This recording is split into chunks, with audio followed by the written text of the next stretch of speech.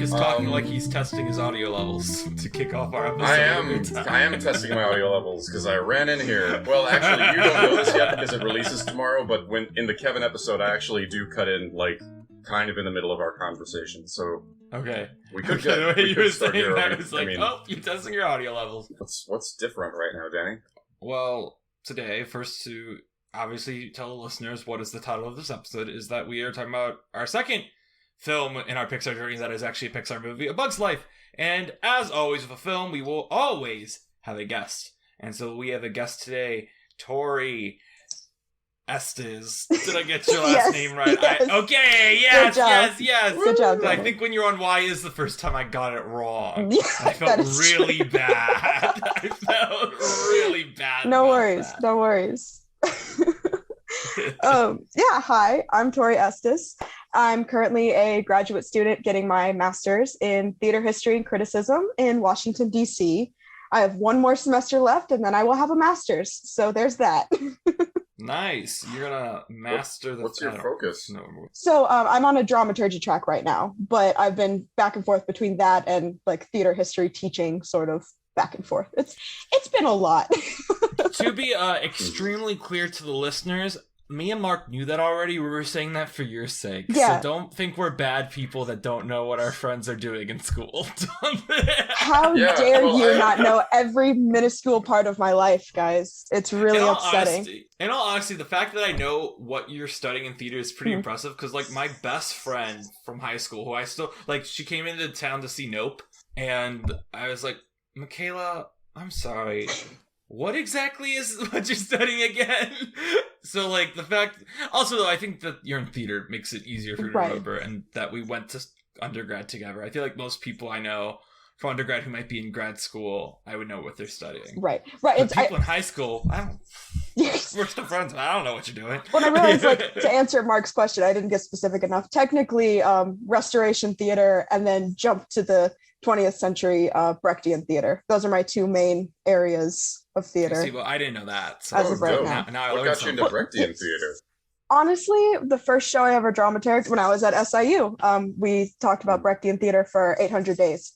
It was one of the focuses. Oh, wow. Yeah. Was it Othello? No. It was 800 days. Yeah.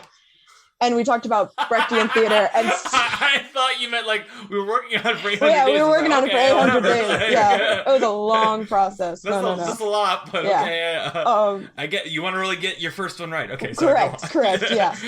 And yeah, since then I've just kind of been into it, and I've written a lot of papers on it, and it's now an area of focus, I guess. But, you know, Restoration Theater will always have my heart. Now, Tori, since you mentioned Brechtian, I gotta do our first tangent of the episode, which is I don't think I've ever told either of you this. Well, okay, Mark, I think might be aware. I used to play this game where you'd write these movie summaries, cast them, and then they'd simulate the box office, and you vote on the awards. And one of my favorite quotes attempts at a bad movie was an adaptation of Bertolt Brecht's Galileo, but directed by Baz Luhrmann and starring Kate Winslet as Galileo.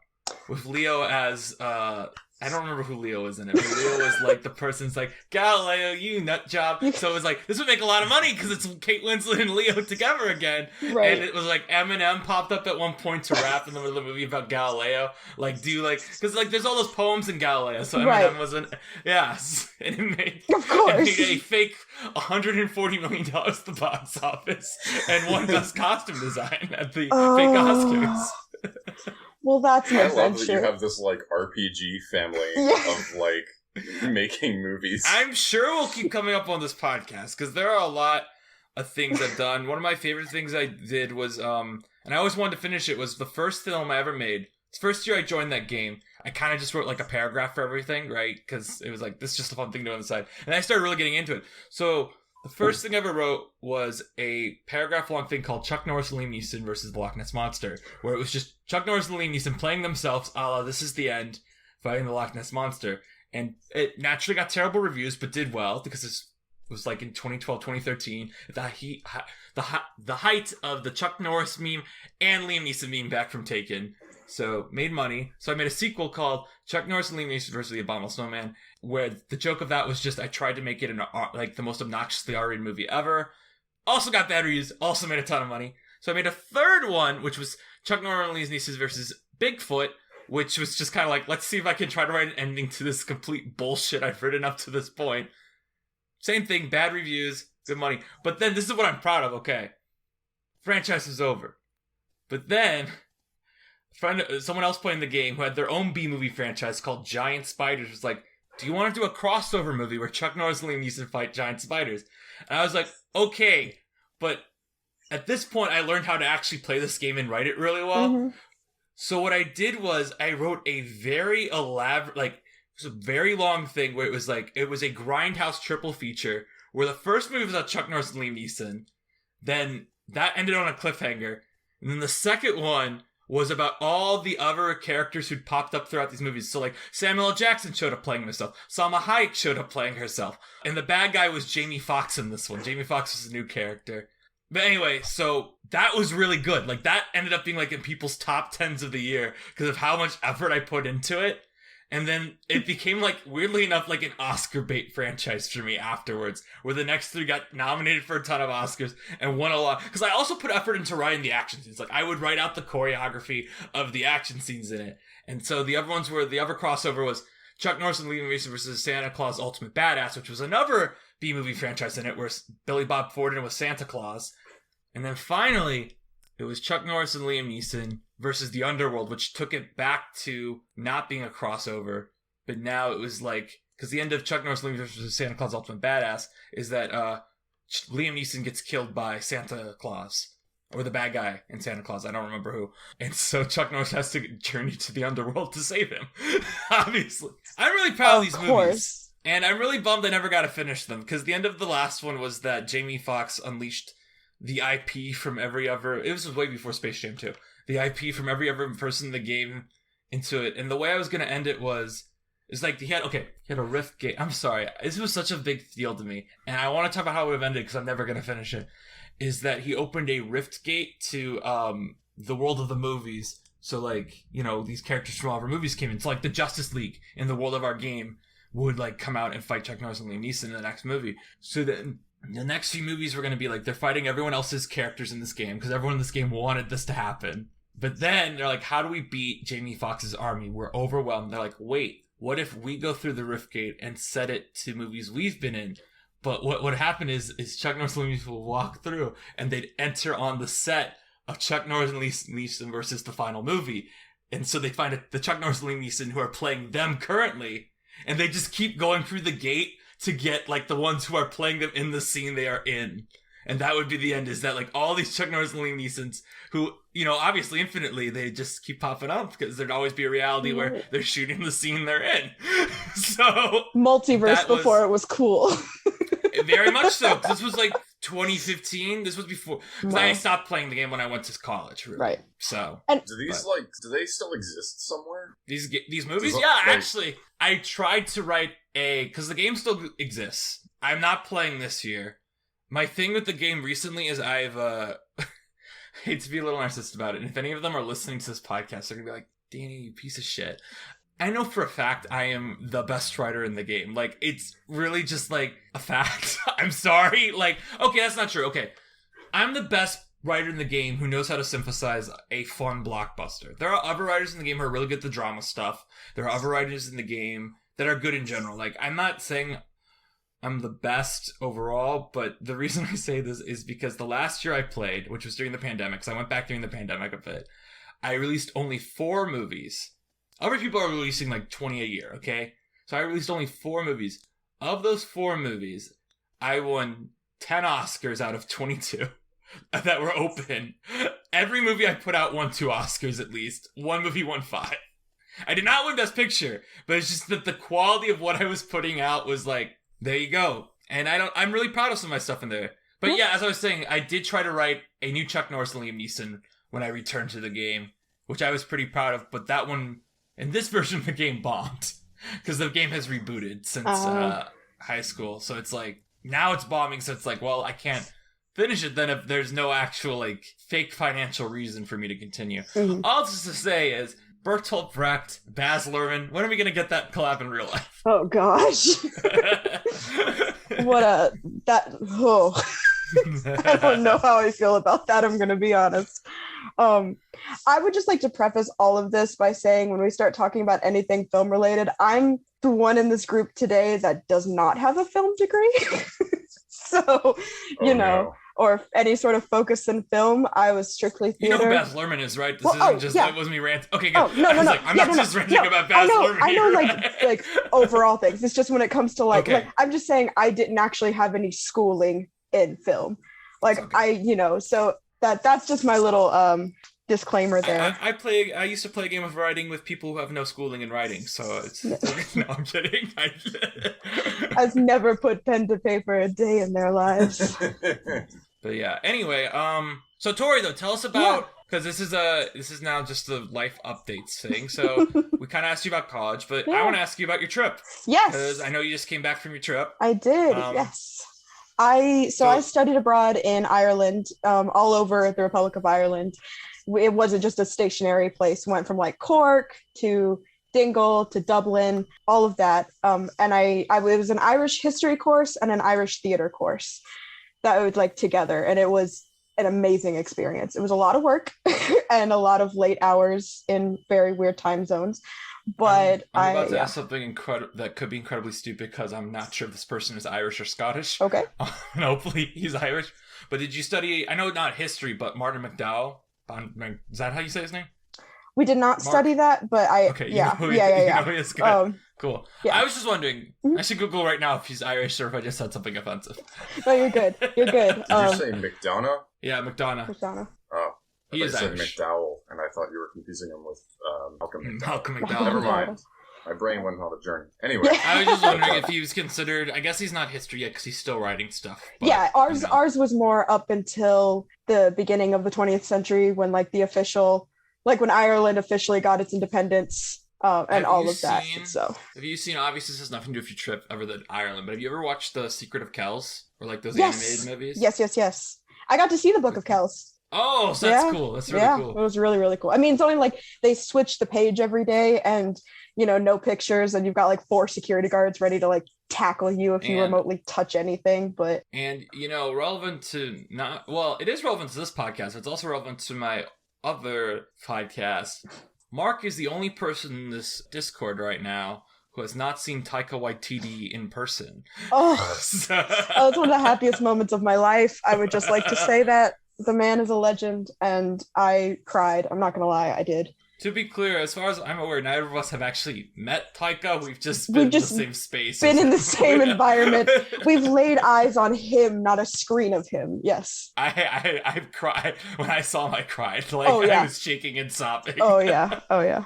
Was he in Ireland? He was, I went to London for a little bit. I took 2 weeks afterwards, or 2 or 3 weeks for like my own personal journeys after I was done with school. And I mean, if you're there, you gotta go to those stuff. We didn't know what was happening. Right, we were just walking around and... I just meant London. London in general. Like, if you're there, but, go on, sorry. We were walking around and we turned the corner after like getting a snack or something. I was with my mother. And I look up and I see these huge Thor Love and Thunder just displays. I was like, what is happening? So we walked around and there's just security guards everywhere. They're like, yeah, it's the London premiere. And it was like 3 p.m. and we're like, we're staying. We're getting a spot and we're staying.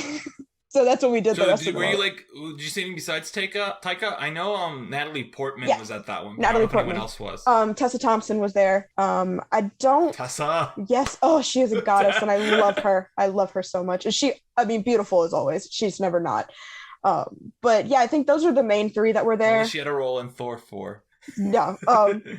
But yeah, it was basically Tessa, Taika, and Natalie Portman were the big 3 that were there. Because I know that's where the I don't know if you guys saw that viral video that I think is very cringe, where it was at the premiere when someone right before they started it yelled out like, "How gay is this movie?" And everyone just looked at Natalie Portman for some reason, and she just goes, super gay. Super gay. Yeah. It's like, I feel like everyone's like, how dare she say that? I'm like, I feel more bad that she of all people was put in that position. It's like, what? Well, didn't Taika direct it? Didn't he direct it to her? Like someone was like, "How gay is this movie?" And Taika was just like, "Natalie." She's like, and it's just like, why Natalie? She's not gay. Like, what? Taika, you've become the gay icon here. Why are you making Natalie Portman? Tessa's right there, who is also. Like, it's like, why are we asking Natalie Portman? That's a great question. Really cringe clip. But yeah, overall, I mean, the trip was great. I went to Scotland. I went to York, which was amazing. And like anything Viking, that's the place to go. I saw stuff at the Globe. I saw Much Ado About Nothing at the Globe that they set in the 40s, which was really cool. Probably was better than production I was in. Like the 40s in London? Mm-hmm. It was like World War II era London, kind of. Yeah. I'm sorry, Mark. I'm like, no, 40s in New York. That's what they're doing at the Globe. Well, when you say that, I immediately thought of like, oh man, gangsters, guys on dolls. No. Of course, it's like during World War II or whatever. Yeah. No, it was more like this. Oi, I'm a gangster. It's more, like the soldiers coming home. We're coming home from World War II in their version instead of, like fighting. Cool. And yeah, it was really cool. And my favorite thing about that show and doing it is that I can say I played a role Denzel Washington played. That's really always nice. Hey, that's the pride. That's the pride that comes with that. I wanted to play Keanu's role, though. Keanu has the best role in that movie. He's so weird in that. I'm not going to get into that movie. I'm sorry. I think I'm not. Keanu, I love that movie. Don't get me wrong. Keanu is good in Much Ado About Nothing. It's a good performance for a role that's always been written weird. Oh, yes. He is good. Right. People want to hate him for that movie. Yeah. It's like, no, that's one of my favorite movies of all time. I rewatch it all the time. It gets me at the end when the messenger is coming and he's like, he's arrived in Mantua and he's literally right down his tails. It's like he's right behind you. Anyways. Tori, yeah. I wanted to ask really quick before we go further, maybe especially from like your recent Ireland trip, like what are some deep cuts that you've really come to appreciate? Oh gosh. Well, yeah, specifically in Ireland, I mean, a lot of us get the Cliff Notes version of like the Irish history and what they've been through, but really you learn a lot about how it's still impacting their society and how it impacted their theater. They did when was this? It was after one of the rebellions, but they did a production of Othello that was it in Kilkenny? It was in Ireland, but it was at a very like tense time, and it was almost like traitorous kind of situation. But you learn about how they used theater in such an intense way just to like be themselves, I mean, just to find ways around not fighting, even though they fought a lot. When you say like the 1600s rebellion, you're like, which one? 1603, 1641, 1680. I'm trying to think deep cuts though. Oh gosh, that's a tough question. There's so many. Mark, you should have sent what do you call it? A briefer, a flyer? What's it called? Come on, Mark, warning that I was going to ask. You mean? Yes, there's an official word for it. Though. A warning? No, not a warning. Are you talking about a memo? No, there's a Maybe word a memo. for it. It's like it's a memo. When you send the talent something before they come on for an interview. Like a side? Like a press brief? I don't know. A briefing? None of these are the words I'm looking for. I'm just gonna go with memo. We're just gonna leave it at that. Okay, yeah, we can just move on. Well, if you think of one, I'll no worries. Yeah. But, there's so many time periods of history where there's just that's the only way I can think to describe it. If I think of one, I'll jump in. So, Mark, what's your life update? I don't have a life update. I'm just doing work. Mark is alive. Shows. I finished one show. I'm doing another show. About to do another show. Didn't you literally do a show right before now? Like right before coming on? Well, that was a different show. I'm in two corporate shows. I just completed a little local theater, Shakespeare, and now I'm about to do another local theater. If you're wondering why I'm giggling, is because when you said corporate, I immediately imagined you controlling the Olaf puppet in the Frozen musical. Oh no! Is this just code like you're working for Disney and you can't say? No. It's I just say it like that because it's like you're playing a character for like a corporate party, and it's not like you go to a corporate party and you are the character. Although that is a fine way to make money. Like what I do is it's more like we have an event kind of thing, and people send people to us for like team building.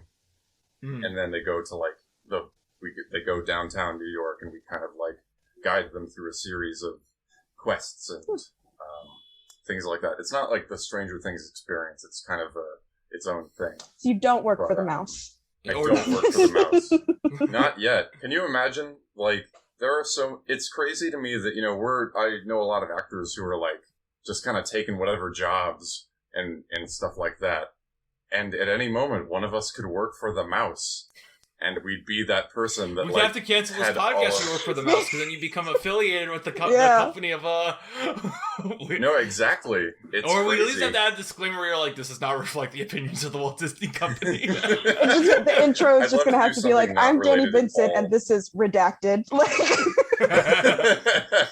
We'll modify your voice to be high, okay? Not low. It needs to go higher. Yeah. What's your life update, Danny? Thanks. Yeah, Danny. Well, at this point, the time this episode's out, the final Why Is with Ty and Dan will have been released. I recorded it last night, and you know what this means? It means that I can do Marvel tangents now on this podcast. Oh, I thought I got away from that. Oh, no. Well, no, okay. Here's the thing. Tyler, listen to that episode. It's a really great episode we put out. It covers Miss Marvel and Thor: Love and Thunder. Also, we talk about Inside Llewyn Davis in the Sasquatch documentary. It's a good send off, and I'm really proud of what I did over there. That was my first podcast. But around the end of the episode, we start talking about the Comic-Con announcements of Marvel stuff, and I wanted to drop a take on here that I wasn't able to last night because, well, one, by the end of our recording, we wanted to wrap it up quick, but also I wanted to drop this take on because we didn't really talk about the Black Panther 2 trailer on my podcast. And I was at Cedar Point this weekend, which I realized is probably a much more interesting detour than the one I'm currently taking would be to talk about Cedar Point. But I went with my friend Carson, and we started talking, because he's one of my friends from like really into movies, really into talking about box office. And a lot of box office people are talking like, Marvel recently is going down a bit in numbers, and I think that will be the same for Black Panther 2. And I'm like, we both think like, that's kind of crazy, because I feel like Black Panther does not exist really within the MCU. Well, no, I think Black Panther's fan base transcends the MCU. People who go see Black Panther aren't necessarily going to go see Doctor Strange and Thor. Black Panther's so much bigger than that. Which is why I want to drop my take on here now that I've become pretty confident on both after the trailer and realizing, hey, you know what? Ryan Coogler probably made a good movie, which is that if this movie is good, I actually think it will make more than the first Black Panther. Which is saying a lot, because the first Black Panther movie made $700 million at the box office. Yeah. Mainly because I think, I think the trailer is really good. And I know we can't be like, ooh, the trailer's good, and that must mean the movie's good, because we've been heard so many times in the past. That's like that. Always wrong. But I think the trailer, I think people want to grieve, and I think it looks like the movie is actually going to try to do that in a way that does not feel cynical. And I think if the movie pulls that off while still making an entertaining movie, it's going to be a movie people want to see multiple times just so they can feel something. Did you know they left the number one space on the call sheet blank during filming? I did see that, and I saw that interview and I cried. It's like, yeah. It's just like Mark, did you ever watch the trailer for that? I assume Tori did. Okay. I did. Yeah, I think you might have sent it to me, but I'll probably go see Black Panther too. I mean, my thought from that was really like, I really enjoyed Black Panther. Black Panther had a lot of like fantastic actors in supporting roles, so now it gets to be their movie, and you get to watch like really great actors just do their thing. So it's not like I remember saying after the trailer came out to someone, it was like, Angela Bassett was in Black Panther and in Mission Impossible Fallout, and this trailer already uses her better than either of those did. That is true. And she only has one line, but it's a line that just like, I just stabbed myself in the gut. Yeah. That will be the one time I tangent to Marvel. So sure. I just wanted to have that on the record because I want to put the thing out there, because I feel like there's a lot of trepidation with predicting big stuff for Marvel these days, just because I feel like a lot of the Marvel stuff has been kind of disappointing to general audiences or divisive. And I'd like it on the record that Danny just said that's the one time he's going to go on a Marvel tangent. Well, at least in this segment where I talk about my life updates. I'm sure. We have so many segments. Shall we play some games? All right, Tori. Oh, no. So first we will explain. Are we going to do it competitively, Mark, or do you want to just be? Well, Tori, do you want to play the letterbox game competitively, or would you like to use Mark as a phone a friend? Oh, please be a phone a friend. Please, for the love of God. Okay. So the letterbox game on Letterboxd, they have semi-recently. Eventually, I will stop adding any modifier to the sentence. But semi-recently, they've added a feature that shows you what film is algorithmically most related to the film you just watched. The letterbox game is, I will give a movie. I will give 5 movies that are the first 5 movies listed, and you have to guess the movie. You have to guess the movie. God, I'm so tired. What I do remove is any movie from the same director is removed, and any movie from the same franchise is removed from the top 5. After 2 guesses, I'll give you the year the movie came out. Then after that, you'll get 2 additional movies after the next 2 guesses, then you lose. Mm-hmm. Okay. Could it be from the same studio? Just not the same franchise and director? Yes. Gotcha, cool. Now, when we do this with guess, sometimes I'll do something special, but right now we're going to do the same rules we do with Kevin, which is just, these are the movies I've seen the last month that we haven't done yet for this game, because we did this for the game already. Even though you haven't played it before, our listeners will have already, because the listeners, I presume, like to play along. These will be the 3 highest grossing films I've watched in the last month. The one movie that will not be included, even though probably would not have qualified, is A Bug's Life, because obviously we're talking about that this week. So, are you ready for your first movie in the letterbox? Sure. 3 movies, 3 rounds. Yeah, sure. All right. So, your movies are Deadpool 2, Spider-Man No Way Home, The Suicide Squad, Venom Let There Be Carnage, Ant-Man and the Wasp. Weird, the Suicide Squad's. I'm so bad with my Marvel directors, like remembering who directed what. So I'm probably gonna say things that have been directed by it. So it's nothing. So if you want me to tell you who these directors are, the directors are David Leitch, John Watts, right, James Gunn, Andy Serkis, and Peyton Reed. Okay. Now, if you don't remember the other directors, no. That's not gonna help. That does help. This is a bad first guess, but just to get me somewhere, it's not. It's not Avengers Endgame. It is not. That's what Avengers I figured. Endgame. Yeah. You don't get any help though. No. Although Avengers Endgame, we've been adding this now. Avengers Endgame is in the top 25. It is in the top 25 for this one. Okay. Yes. Oh my gosh, why am I blanking on every movie that's coming? Is it? I thought at some points you said like TV shows in the past, but it's all movies, right?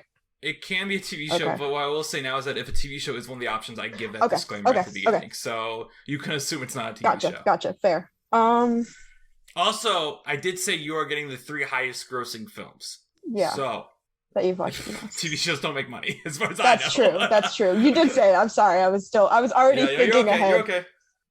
I'm gonna put out Thor: Love and Thunder because I know you've watched that recently. You are correct. It's Thor: Love and Thunder.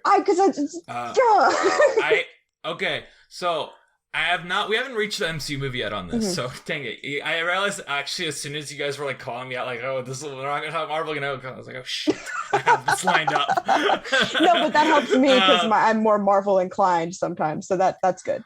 We've never dropped this disclaimer before because we haven't had an MCU movie before, but in the case of cinematic universes, in my mind, I look at who's in Thor: Love and Thunder, and those movies are considered part of the franchise. So obviously every Thor movie is removed, but also every Guardians movie would be removed. And in this case, I removed Thor: Ragnarok, Avengers: Infinity War, because Thor's in it, and Guardians of the Galaxy 2. Makes sense. What I think is interesting here is, I'm going to say the movies, just out of curiosity, I think this is fascinating, the movies in the top 25 that are not Marvel or DC movies.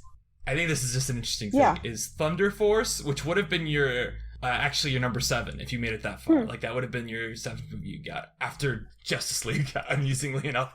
But Thunder Force, Free Guy, Ghostbusters 2016, and The Lost City. Those are the only ones that aren't superhero movies in the top 25. Interesting. Yeah, and since Captain America does not show up in Thor: Love and Thunder, Free Guy would still have been qualified. Right. But anyway, yeah, so it was Thor: Love and Thunder. Mark, did you think it was Thor: Love and Thunder? No. I mean, That was part of why it was impressive. I think I would have gotten to 7 and heard the word thunder and then been like, oh yeah. I have to imagine when I said 2022, you would have been like, Yeah. oh, it's either Doctor Strange or Thor. Well, that's what like I said, my next guess was going You to would be think. Thor Love and Thunder. And then when you were like, not in the last month, then I was like, wait, timelines, past month, hang on. Like, Well, no, it actually did come out in the past. no, month, I that's how know, we're but recording. that's where my, I just yeah. didn't want to answer that No, because I that would have been understand. way too big of a hint. Right. You ready for round 2? Oh gosh, sure. All right, round 2. Here we go.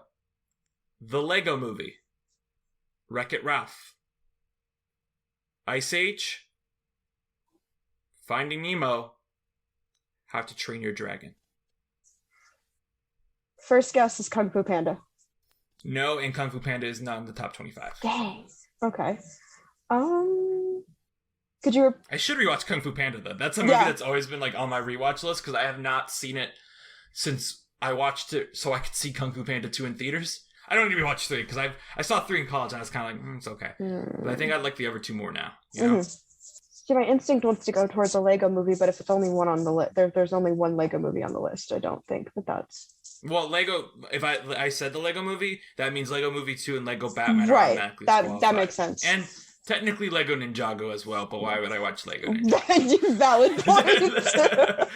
A very For valid. your rewatch for Lego Batman, what are you talking about? You gotta watch Lego Ninjago. Or, I mean, maybe that came out later. I'm so confused right now. Anyway. Anyways, okay, Wreck-It Ralph, Finding Nemo. Oh gosh. Oh my gosh. Everything I can think of is in one of those franchises. That's like those are the movies that are coming to mind. Yeah, I guess now I'm looking at it. All of these have sequels. Yeah. I didn't realize that. Although I would ask, why would I ever watch an Ice Age sequel? Why would I? Yeah, that's fair. I'm also trying to think. Have you rewatched Luca again? No, and Luca is not in the top 25. So now you get the year. Okay. The year is 1995. Oh wow, yeah, that helps. Wow. Some movies I've seen in the last month. Yeah. Oh, oh my gosh. Did you post about? I feel like you post. I feel like you post everything you see. I don't think I actually posted Did you not post this this one? Okay. Can I phone a friend and Mark? Do you have any hints or ideas? Are you on any sort of I wavelength? do, but if I give you a hint, you're gonna get it. Oh, okay. Well, I'm just saying like that. I guess No, that's no. That wasn't like the function like of a phone a friend, but like yeah. No, that wasn't like angry. Like how dare you? It was more just like I got you. Do you want to say your phone a friend till you get to round 7 of this? You know what I mean? Yeah, like the yeah. next 2 movies. So it's still throw out a guess now. Though. Yeah. I'm trying to like even think of a guess. Why is this so difficult? I'm blanking. I am so blanking. Just name an old animated movie. An old animated movie. I hate to be like this. Just name an old animated It's Disney, movie. so it's not. It's I don't know if it, but like let's go Little Mermaid. Not Little Mermaid, and Little Mermaid is not in the top 25. Gotcha. So your next film you get, I don't think this is gonna help Nope. that much. Is maybe the next one after might. I don't know if it will or not. The next one after might help, but the one you get right now is Wreck-It Ralph 2: Ralph Breaks the Internet. Wow. So that does not help at all. Oh my gosh. can I give one hint? I say yes. Actually, wait. I can get. Can If I you give a want hint? one. Can I give a hint? Yeah. Because I just realized that looking at this, I actually think Ralph Breaks the Internet, I should not say. I think Ralph Breaks the Internet actually does not qualify for this. So instead, I'm going to give you the next film, which is Monsters, Inc. But that only counts as your next guess, because Ralph Breaks the Internet actually does not qualify. In that, okay. And that is a kind of big hint, I feel like. But I feel like it's Is a fair it? hint to give, because you were ready to call Mark. You're ready to call Yeah. Mark and Mark was going to give you the answer. So I was just like, I'm pretty sure actually Ralph Breaks the Internet does not qualify for the parameters I gave you for this. So instead, you get I Monsters. get Monsters Inc. Okay. Is it Wally? No, it's not Wally. So your final film, and when I say the final Yeah. film, I will afterwards I recap everything for the listeners at home. So your final film is The Incredibles. So the movies you have are the Lego Movie, Wreck-It Ralph, Ice Age, Finding Nemo, How to Train Your Dragon, Monsters Inc., Incredibles. This is a film from 1995, and Ralph Breaks the Internet, weirdly enough, does not qualify for this, even if Wreck-It Ralph does. And if you need one extra hint before you go to Mark, I have one extra hint for you too. Okay. Do you need that extra hint? I feel so dumb, but yes. If I really want to be technical about it, Finding Nemo is also disqualified from this. In which case, your next one would be Home, which isn't going to help you much. Yeah. But if I want to be really technical about this, Finding Nemo is also disqualified. Oh gosh. Your hints are confusing me. Like, I'm pretty sure I know what it is, but you're like giving me new knowledge. You can still phone a friend, but I would like I want you to guess one more time, Tori. I'm giving you so many hints. Guess one more time. Danny is undermining my phone a friend authority with his hints. I'm more and more unsure. Fine, you can call him. I don't care. You're not going to answer the question if I ask it. So, yeah, you're right. Is it Toy Story? Yeah, it's Toy Story. Why did that take me so long to figure out? I am ashamed. So, to clarify for the listeners, Ralph Breaks the Internet does not qualify because Buzz Lightyear has a cameo in it. And then I remembered, technically in Finding Nemo, you can see a kid playing with Buzz Lightyear toy. So that technically would disqualify it too. And then you evil. And then I was just saying technically. So the ones I had to remove otherwise were Toy Story 4, Toy Story 3, Toy Story 2, A Bug's Life, and Cars, because all those are from director John Lasseter. Yeah. Also, I was being nice to you when I said Incredibles, because the next film that was lined up was Lego Movie 2. And I just I'm not going to give her another Lego Movie, because it's not going to help. Oh my gosh, yeah. The Lego... But you got it! You got it! Mark, what were you going to say? I'm just kind of baffled that, like, I mean, in your mind, in this entire there is one universe in which there are talking toys, there are talking fish, there are talking video games. These are all in the same universe, but therefore they're in the same franchise. Technically, for Ralph Breaks the Internet, is not a toy. He is a character from a movie on a social media movie site. That is being portrayed by the actor. It's not the man that the toy is based upon.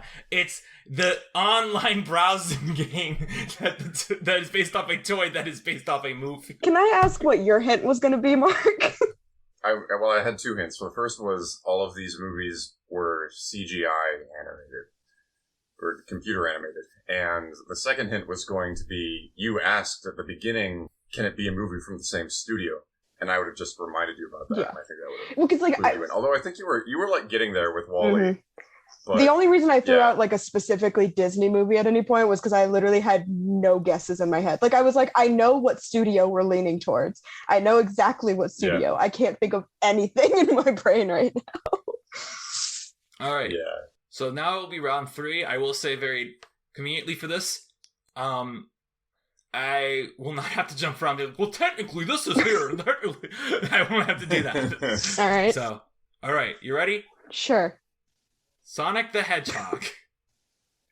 How to Train Your Dragon, The Hidden World. The Lego Batman Movie. The Lego Movie. And Raya and the Last Dragon. Yeah, my face matches Mark's, just so we're clear. Raya. Danny just watches a lot of cartoons. Raya and the Last Dragon. The host of a cartoon podcast watches a lot of cartoons. So many cartoons. Raya and the Last Dragon in the same breath as anything Lego just feels very weird. Yeah, it's a shame because Lego movies are so much better than that. So it's really just an insult to the Lego movies. I'm not going to say my opinions on the Lego movies. Anyways. You should have been on last week when I revealed to Mark the Lego movie is my 4th favorite movie of all time. 4th? Yeah. Oh, Danny. Yeah. Oh man, you're gonna have in like 2 weeks. We reveal our top 10 lists of like all-time movies, and it is a zinger. Oh gosh. Although again, disclaimer: all that jazz I did just watch 2 weeks ago. So. Okay. It's not all that jazz. This is not all that jazz. It's not randomly a live action Bob Fosse drama. Are you sure? Okay. It'd be extremely funny if it was. Can you list the first two again that were on the 5? Sonic the Hedgehog and How to Train Your Dragon: The Hidden World. Okay. It's not Encanto? It's not Encanto. That's a good guess. Encanto, weirdly enough, is not in the top 25, but I think that's a fair guess. Okay. This is not right either, but we're just gonna throw it out there. Moana. No, not Nope. Moana. Moana is also not in the top 25. That makes sense. All right. So I'm going to tell you the year, and I'm going to tell you right now, the year is going to help you more than the additional movies, okay? Like, the year is 2022. 2020. Oh, so recent. Why am I forgetting everything that came out this year? I mean, because you're overseas. That's true. That is true. You're out living a life. I was not watching any sort of You cinema. watch movies. I don't know why my brain was going TV shit. It's not. Buzz Lightyear. No. We actually covered Buzz Lightyear on this game before, but that is a fair guess, and Buzz Lightyear is not in the top 25. Your next film is How to Train Your Dragon 2. Okay. Does not help that much. No. I feel like you've covered this before too, but maybe not. Is it Turning Red? No, and we actually haven't done Turning Red in this game yet, because I haven't rewatched it. I just know you like it.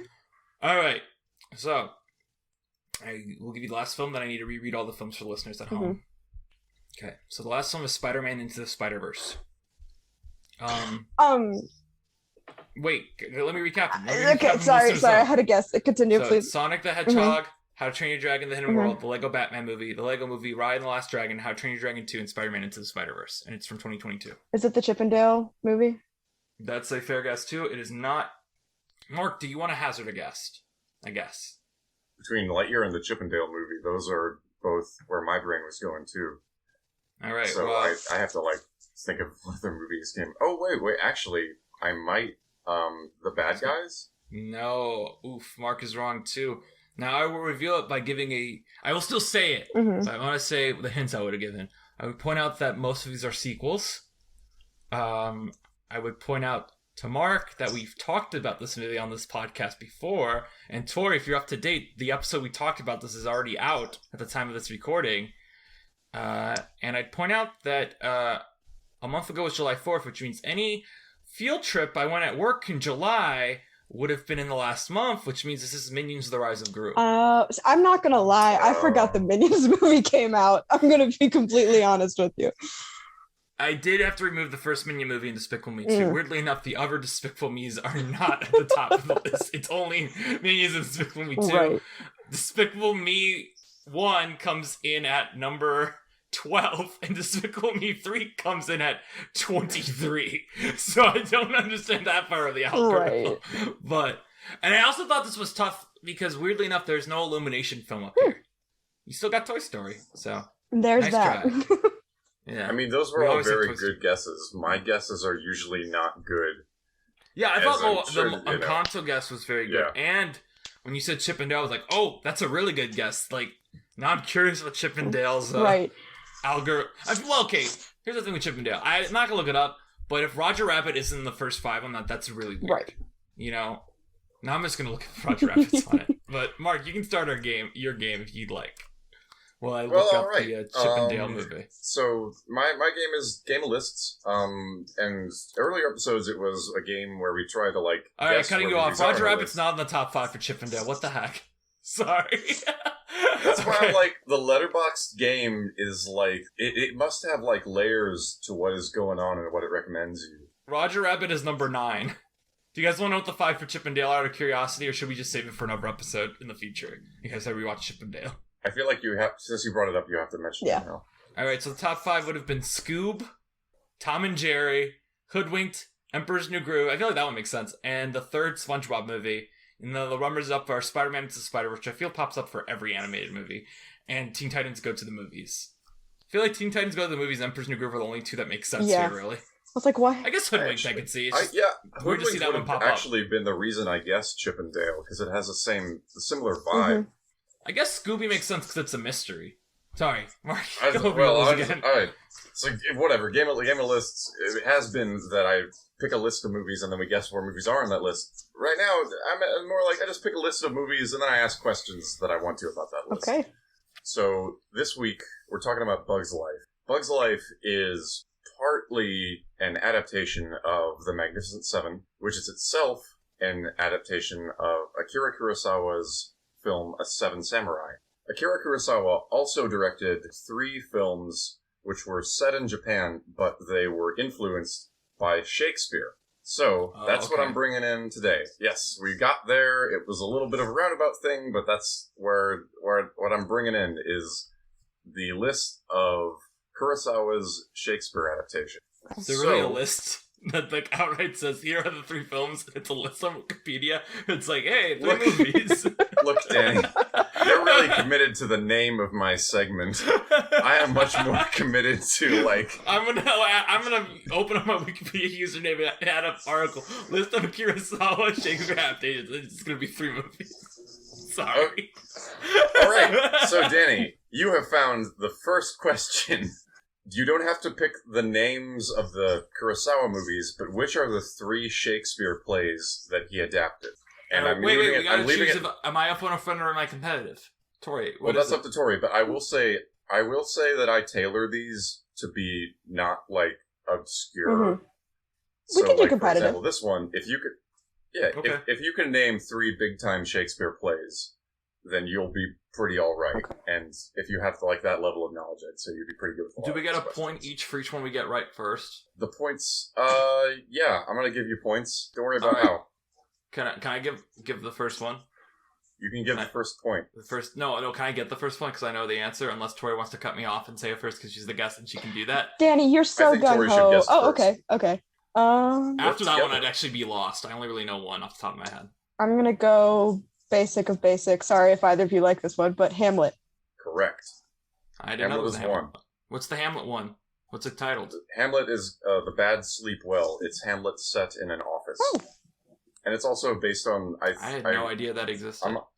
Yeah, it's not one of his better known ones. It's Hamlet set in an office, and apparently it's also got some kind of Monte Cristo. I kind of like watched it in a blur a long time ago, but it's not one of his better known ones. But it is interesting because it has... I will say one interesting thing about it. So, you know, in Hamlet there's the play where he like shows that he knows what the king did.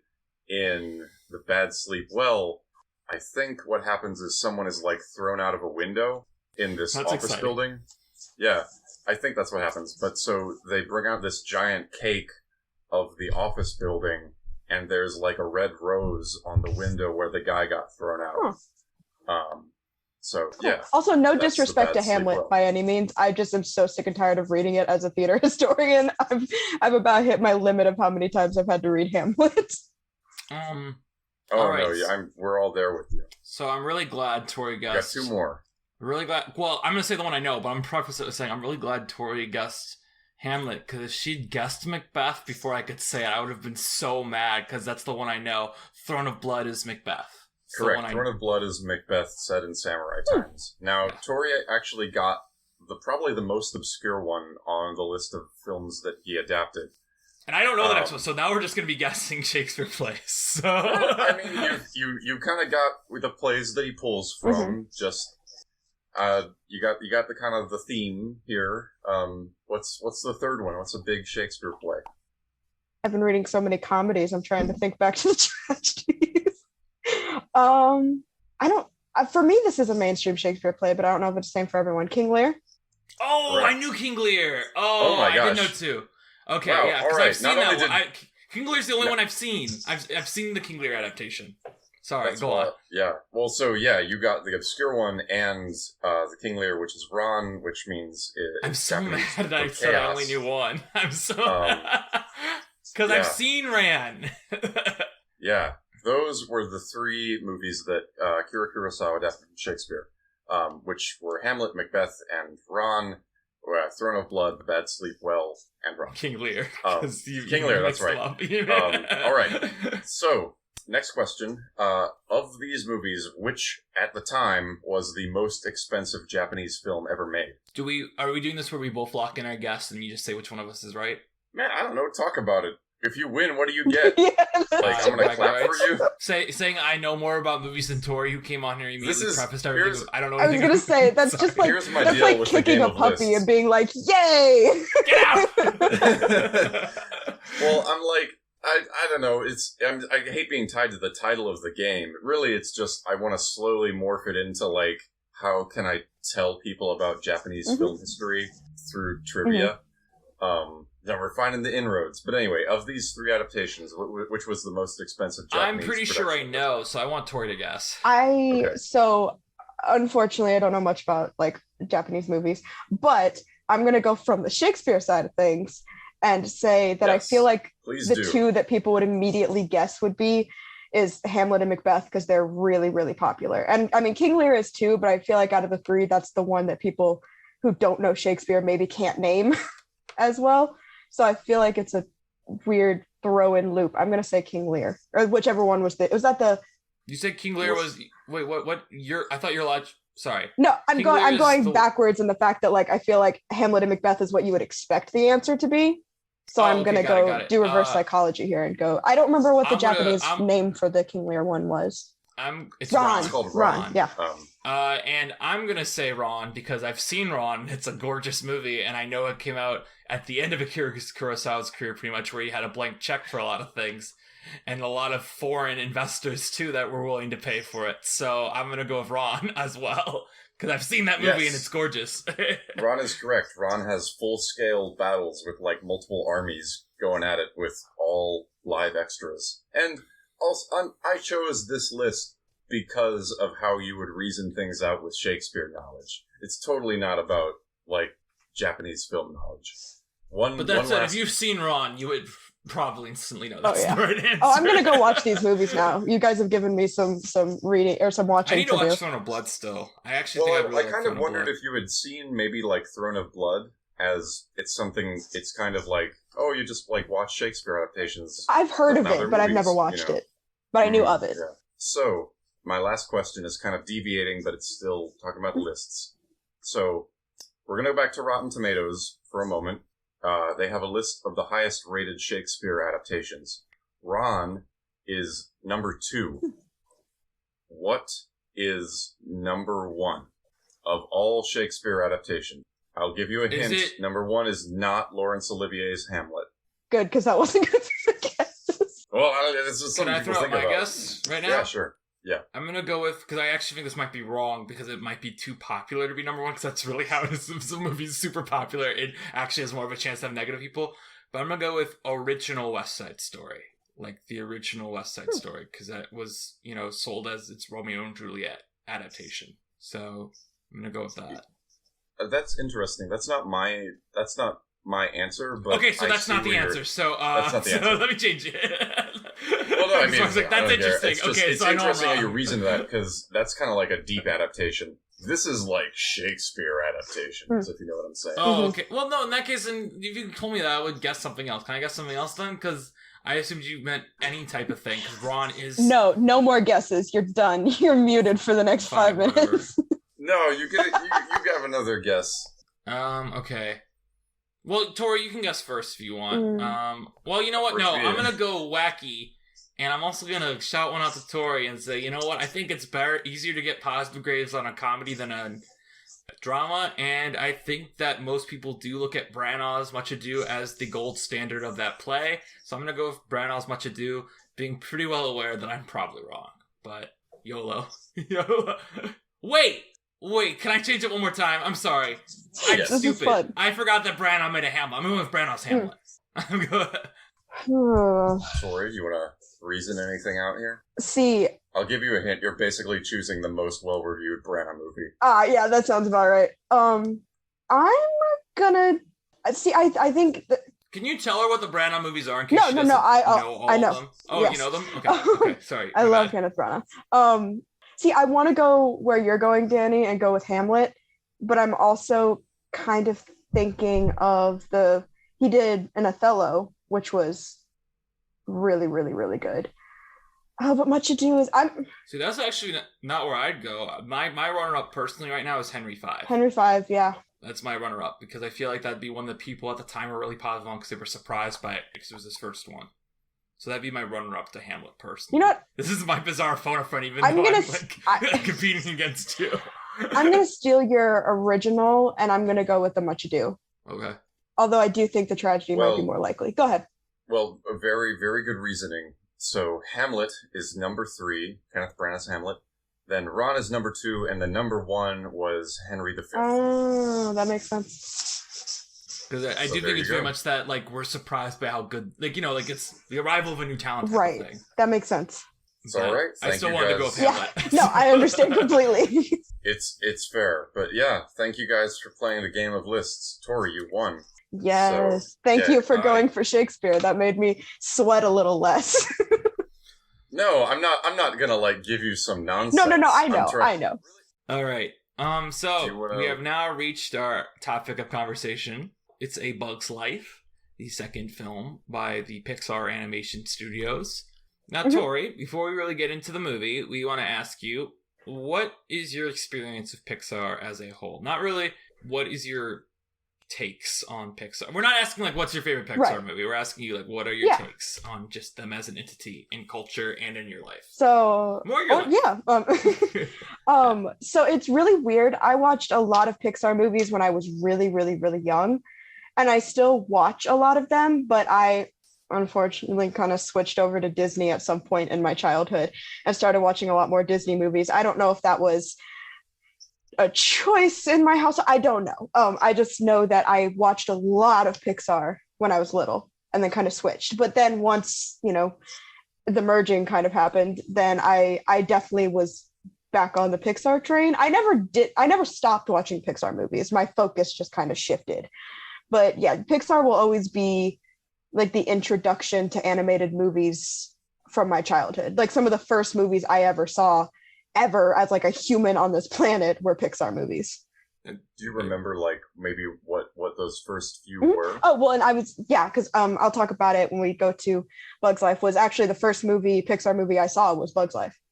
Because I had a family friend bought a copy of it on VHS for me, for my family as like a gift after, I mean, I was like 2, maybe, like 1 or 2. And that's the first movie that I remember. And there's a home video of me sitting in front of the TV with the family friend who brought the gift, watching A Bug's Life. So it's like one of my first actual memories that I have of Pixar movies.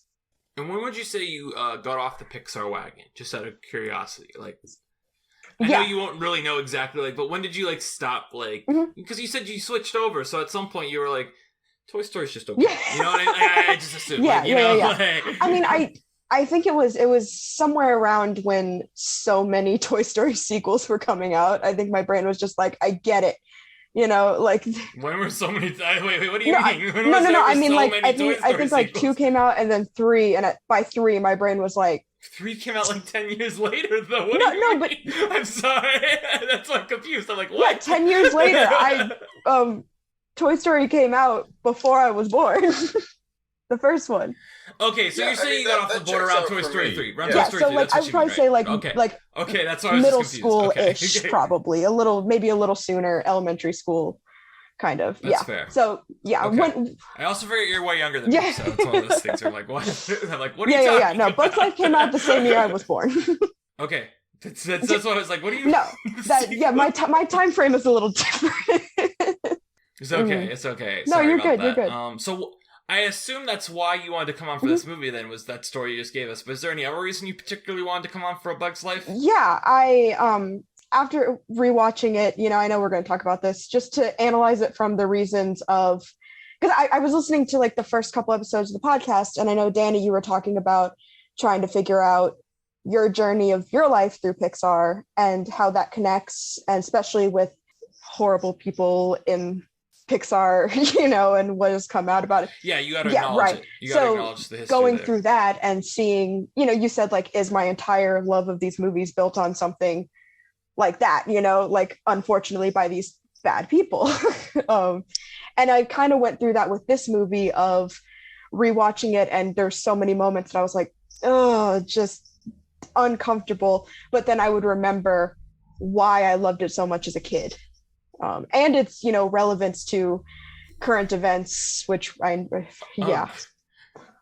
giggling because I just realized, I'm like, yeah, besides obviously the John Lasseter in the room, this one has Kevin Spacey as a major role. Kevin Spacey major role. So yeah, I really wanted to come back and talk about this movie, it kind of in a similar manner for you with Pixar, of just trying to figure out where this movie, as one of my favorite movies growing up, fits where it now currently fits in its current framework, I guess we can say. Yeah. So historical and like your current. Yeah, like it will still forever be one of my favorite movies from my childhood, but it's hard to, like you said, reconcile that with a new perspective at my current age and a current time period. So yeah, that's why I wanted to come on and talk about it.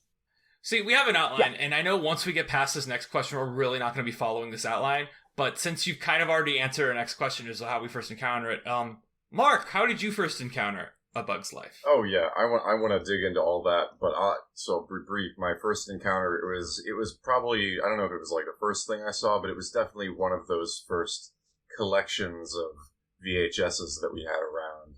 I think it was green. Mm-hmm. Like the box was green. I think the box. It was. I was gonna say I don't think the VHS was green, but I think the box was green. I remember there was a box and it was green, and I remember I kind of just watched it on rotation with like Toy Story 2 and Finding Nemo, I think, and then like other non-Pixar movies. But it was just part of like that collection of media that we had around the house when I was pretty little.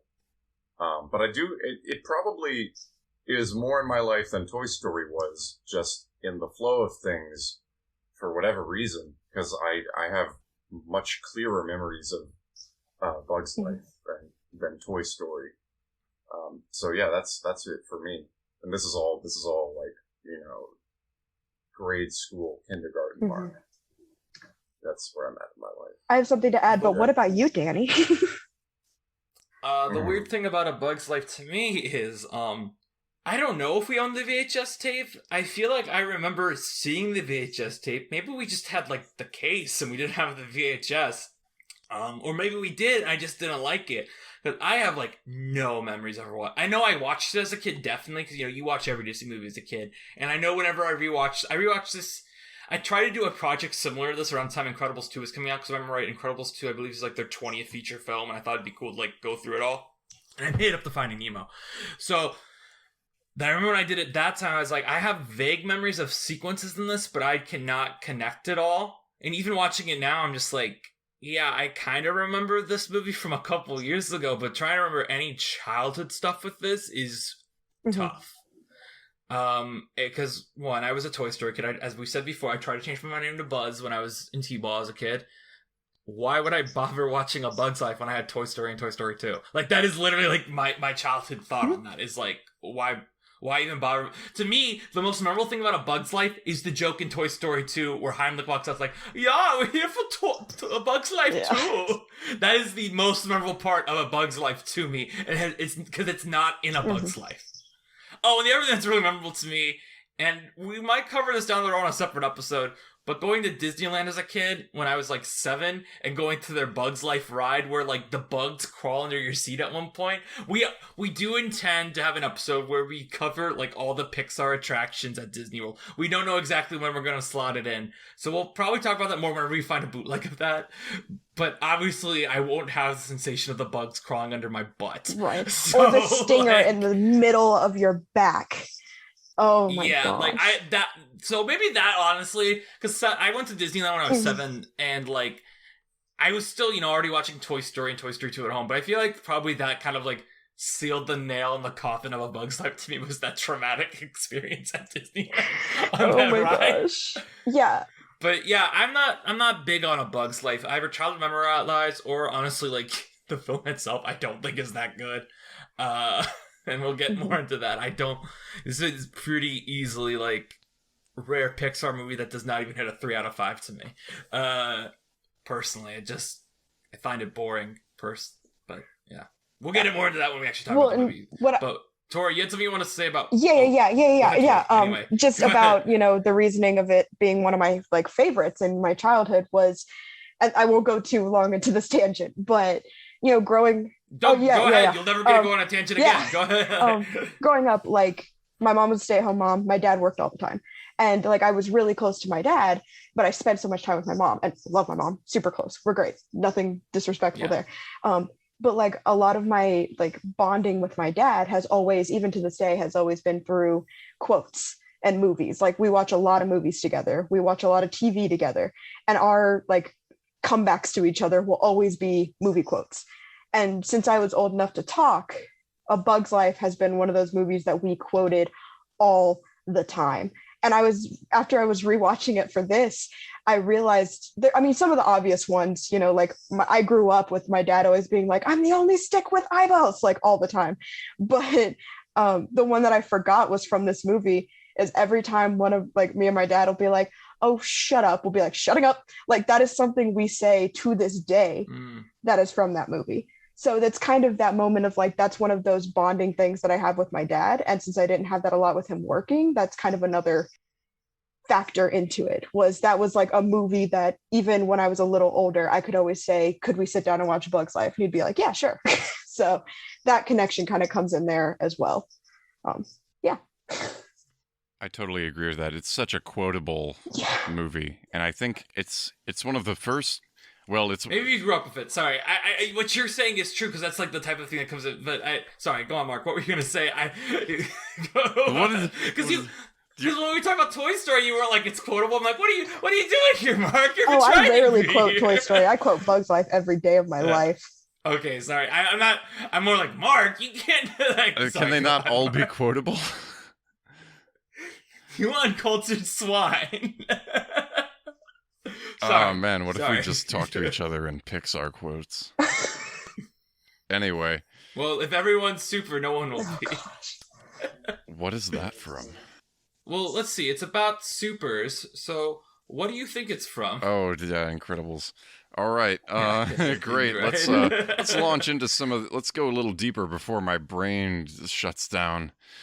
I actually have a couple notes I want to get into. I have notes Tori as well. Can go first. Yeah, Tori, you. Fine, Mark, you go first because you haven't talked. No, Tori, you were you said something really interesting. Mm-hmm. Don't remember what it was. I was when you were talking about when you first. You said something really interesting. Don't remember, but it was interesting. I have the power to not remember that. I had the power to like make the little light bulb go off. That was like, remember this. Was it the stuff about how you get to reconcile this with like John Lasseter and Kevin Spacey, or was it something else you think? Oh, I hope it wasn't that. I have notes about Kevin. Well, that'd be a weird place. That's not interesting, Danny. No, I mean honestly, that's one of my biggest notes. So we might as well start there, then we'll like end happier. Can we start with something very just simple, quick? Because I had one thing I want to say. Coming off of our last few episodes of this podcast, although granted it's not our very last episode, is watching this in very close and Tori, I know you didn't do this, but watching this in close proximity to James and the Giant Peach made me really think about how the designs are in both films. Particularly the spider looks kind of similar in both. And I both have a hot spider. We are at the point. We are currently at the point where it will look.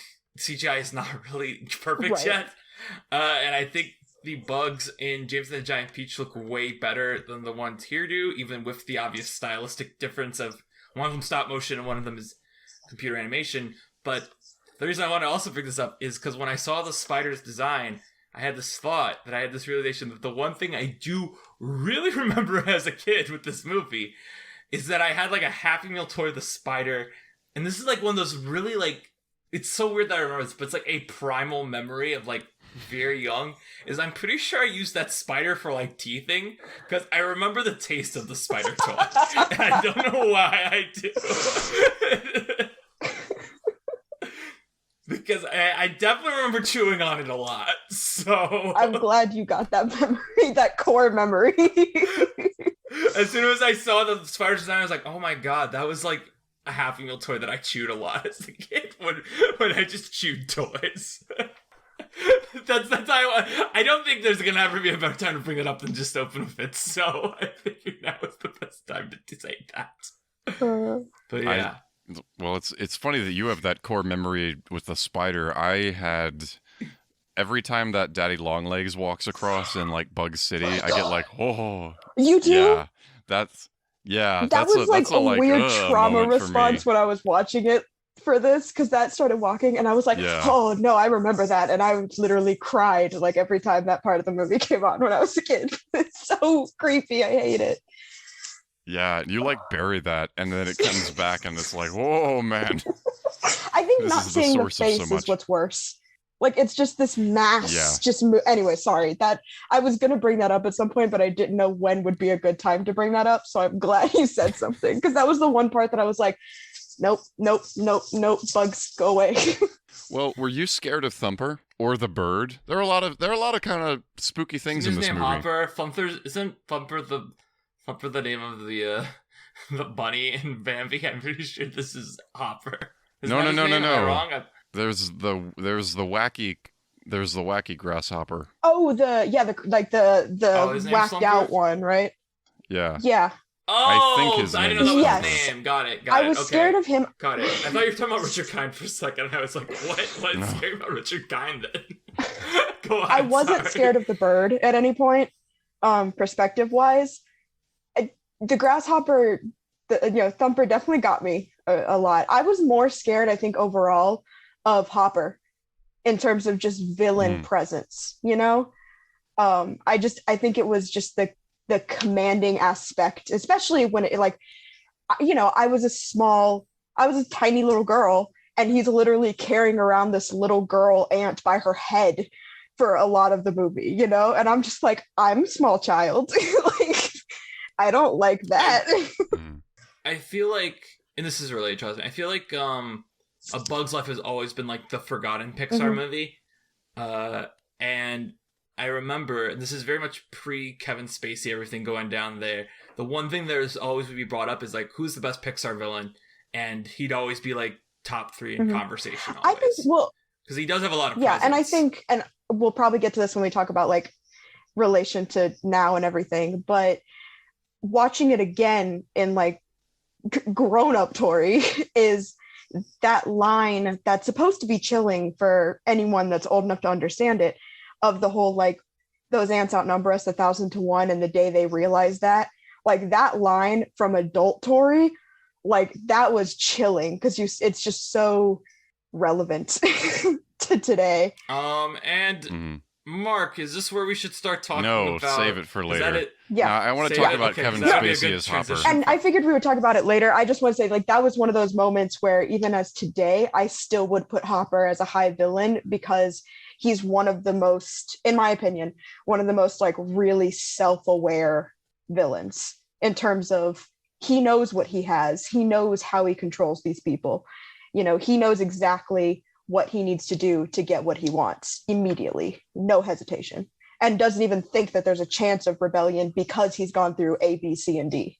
Yeah, it's really that's really cool watching as an adult. You can really like that. That's really what amazed me about this. And we talk a little about like what we know now about now we're in the future watching Bug's Life, Kevin Spacey.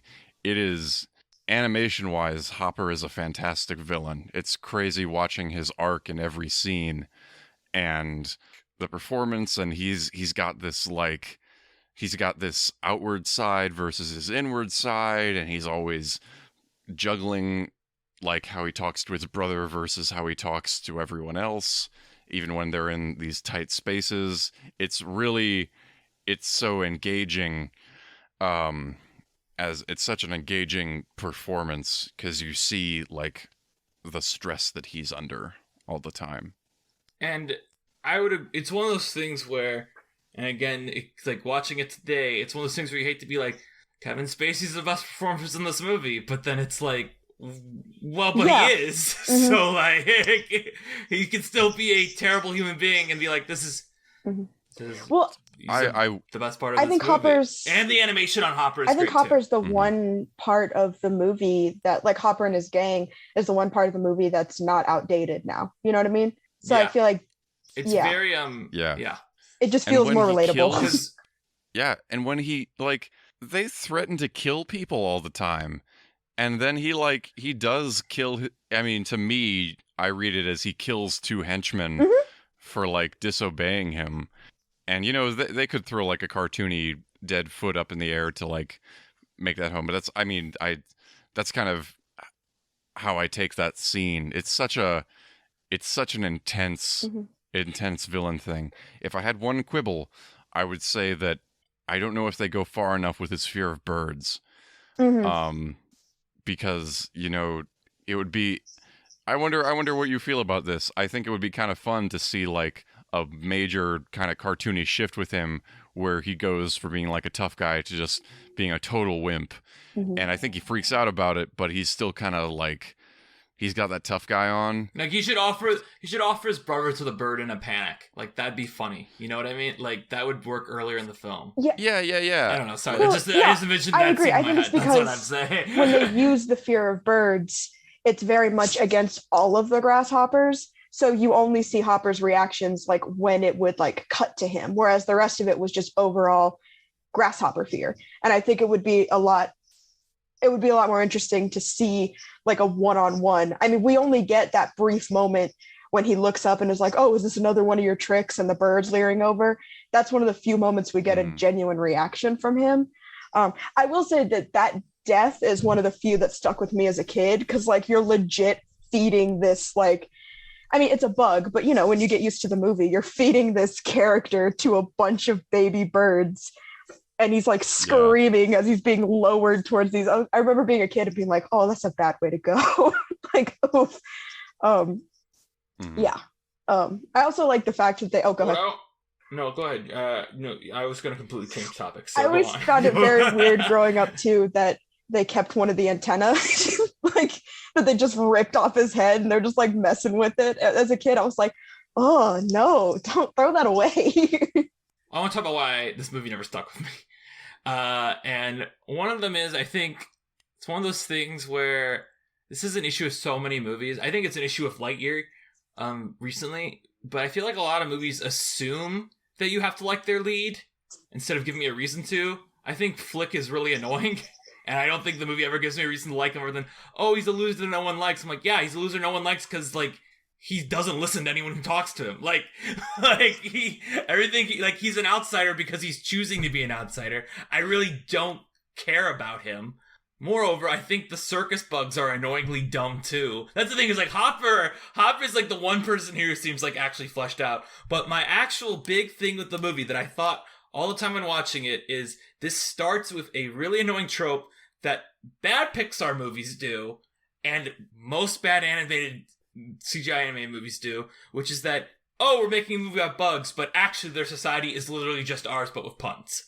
Because it's just like, I find this so like, oh, there's a Girl Scout troop in the bugs. I'm like, who cares? Like, that's so like, it's so lazy. It's just like, the flea circus thing is the only thing that works, because that's an actual like, okay, like flea circuses are a thing. Like, okay, like sure, I buy that there are circus bugs that run in a flea circus, but then it's like, the bar, it's just like, I just find this so obnoxious. It's like Cars, and it's like, see, and that to me is one the main reasons the movie just totally doesn't work for me at all, because it's like they're animated bugs that like talk about like let's have a council meeting. It's like, no, there's just the queen. See, I was gonna say that, but for a different reason.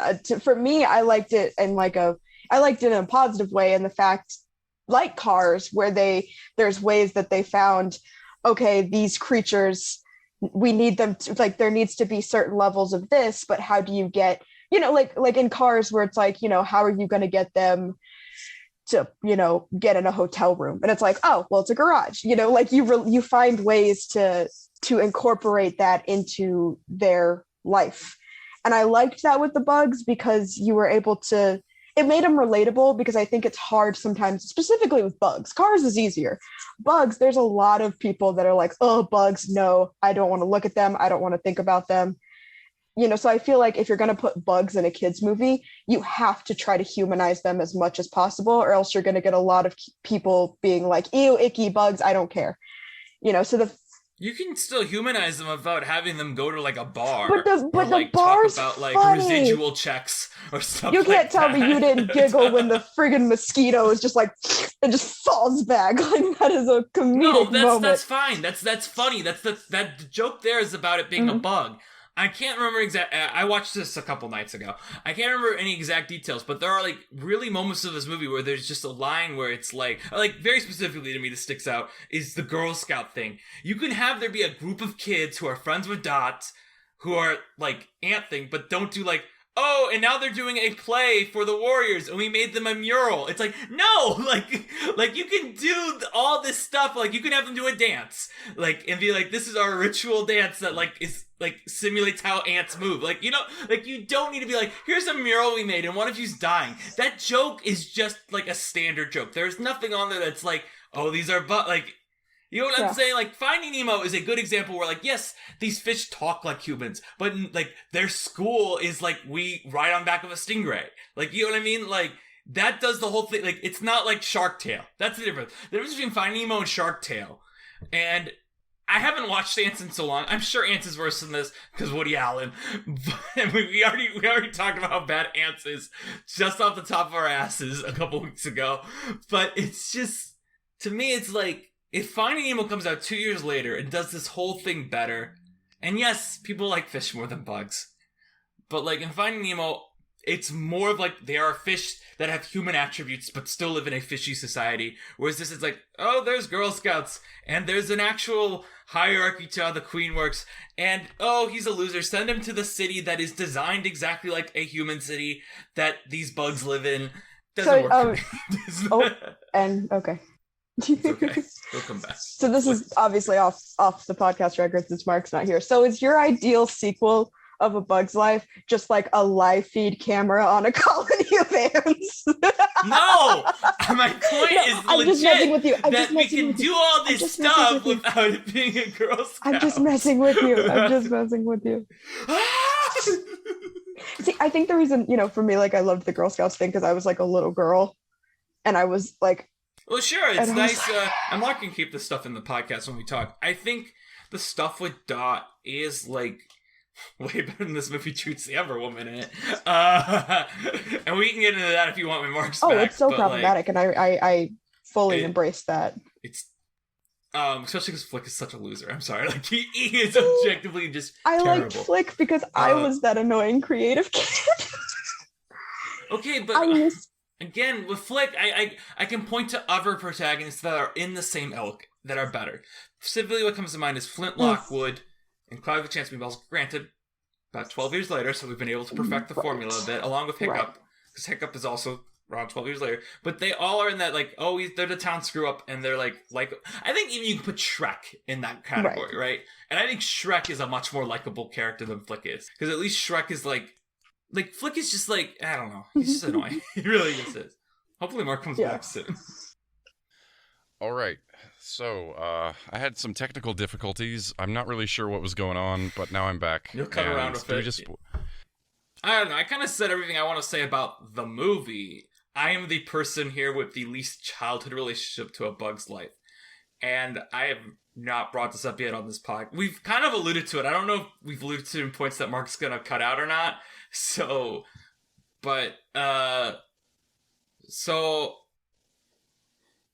in 2016, a terrible year by all accounts, a certain person? No, we got it. We can't be like one of those people who are like, is Donald Trump actually a person? Because those people are obnoxious because they don't acknowledge that, like, evil people exist.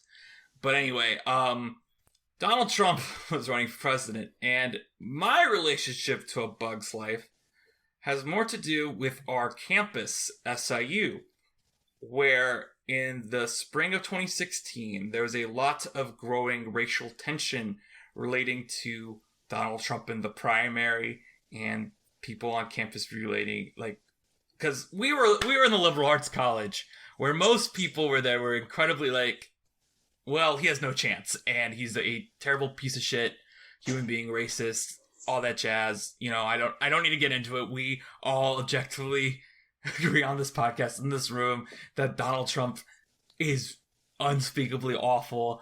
And if you're listening to this podcast and disagree with that, well, wow. No, that's one of the best lines I've ever heard. You should cut that out. Can I bleep it? Yeah, you can bleep it. Okay. You might be wondering what all this has to do with A Bug's Life, and the reason this comes to mind is at the time were they called the May 2nd protests, or were they called? I feel like some people refer to them as riots, but I feel like they were more just protests. Are you talking about on campus? Yeah, they were On protests. campus. On, They were yeah, protests. I know some people tried to codify them as riots. They were protests. But there was a build up to this May 2nd protest for I don't know if it was directly affiliated with Black Lives Matter. I think they were kind of just considered that, and like counter protests to this Trump campaigning on campus. But what does that have to do with Bug's Life, Danny? Well, I looked up the Daily Egyptian article because I don't want to get this wrong. I will read just the opening 2 sentences of this, and then we can get into it and talk about our experiences with this, and particularly with this YouTube video, which is that a YouTube video that went viral on our campus. We went to SIU Carbondale, and this is spring 2016. A YouTube video. Us. Well, they can look it up if they want to be like, is this a real story? A YouTube video spouting racist views of black people at SIU made the rounds on social media, increasing the conversation about racism on our campus. The 2-minute, 5-second video posted on Thursday at YouTube account ATOAZO calls black people the N-word while using footage from the Disney movie A Bug's Life. The video has since been removed for violating YouTube's policy on hate speech. The video was titled SIUC White is Right. And it is the scene in the movie where we talked about actually the scene already, where Hopper talks about how all these people are going to rise up. And instead of the word ants in it, every time there was I'm trying to think of what the word is for it, a text-to-speech use of the N-word thrown in instead. And it was in black and white. I readily remember that too.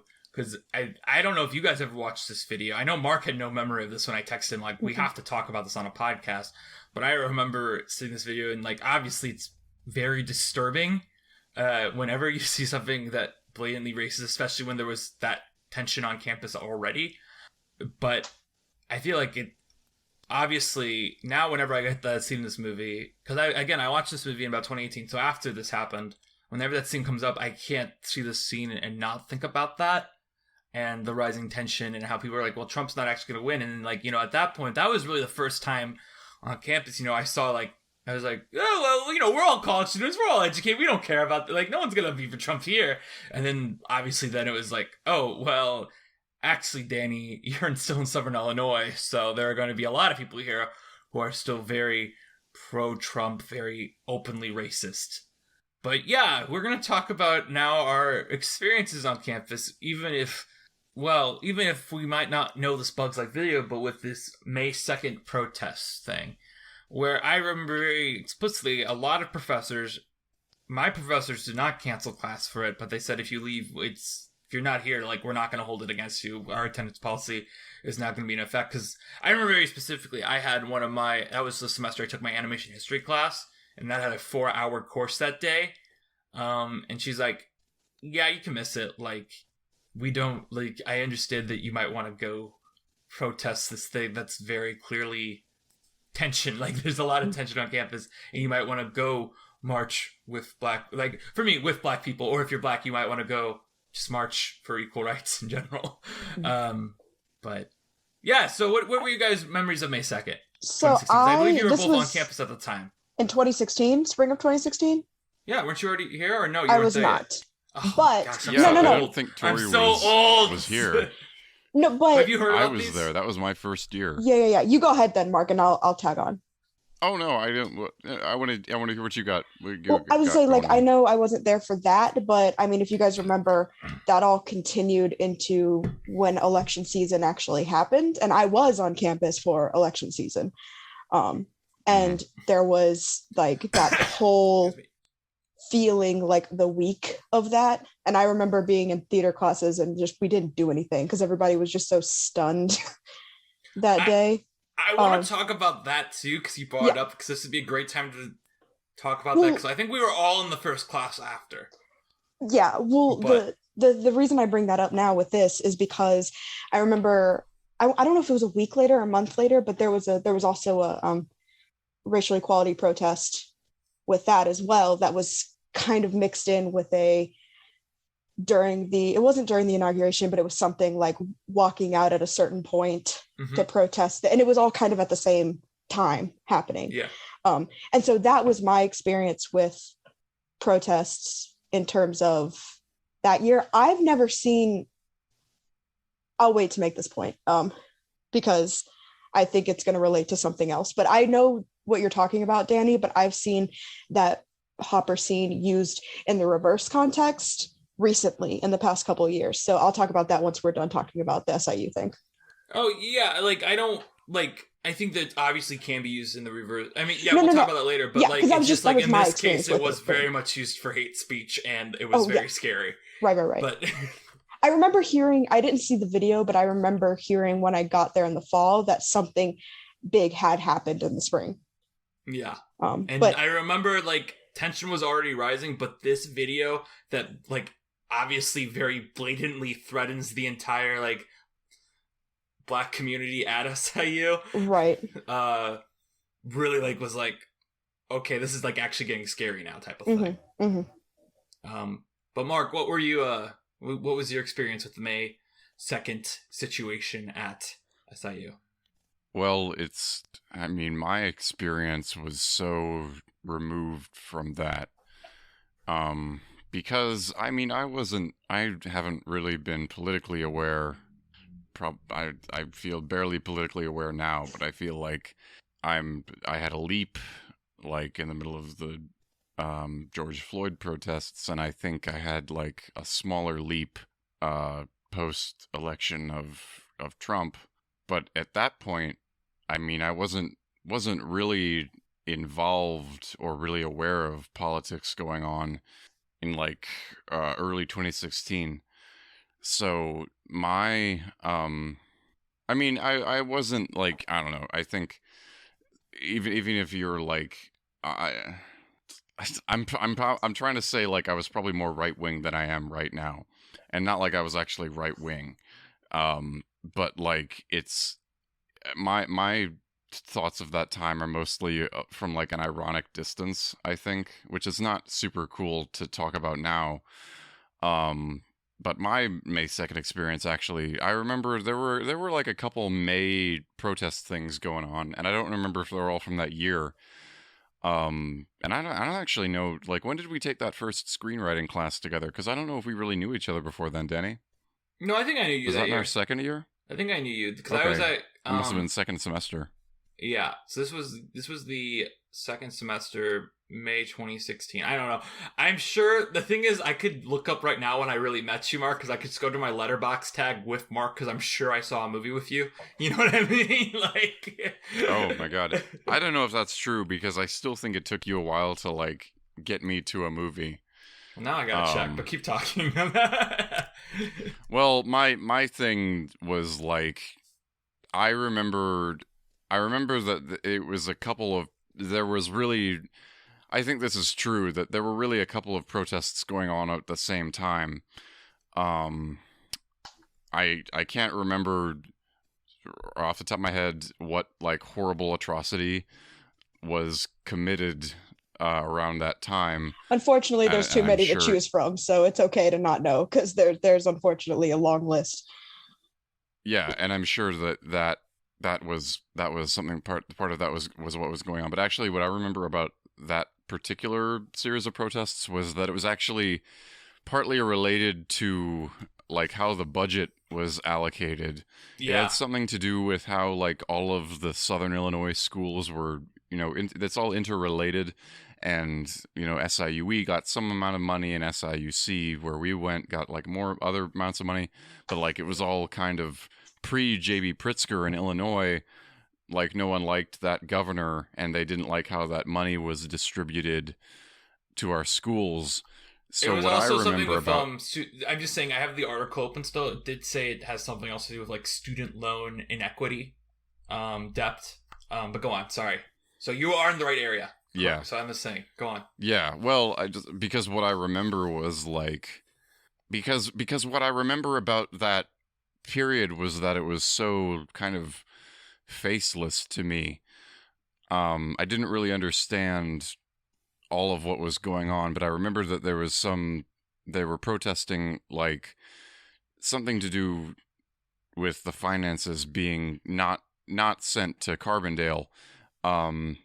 but they were like protesting it there instead of at the Capitol. And I think some people did go to the Capitol, but I remember me and a bunch of friends like that the group that was responsible for a lot of the protests or like said they were going to riot. They released like a list of demands, and we wrote like a satirical list of their demands, which we submitted to the Daily Egyptian for publishing, and they were like, no.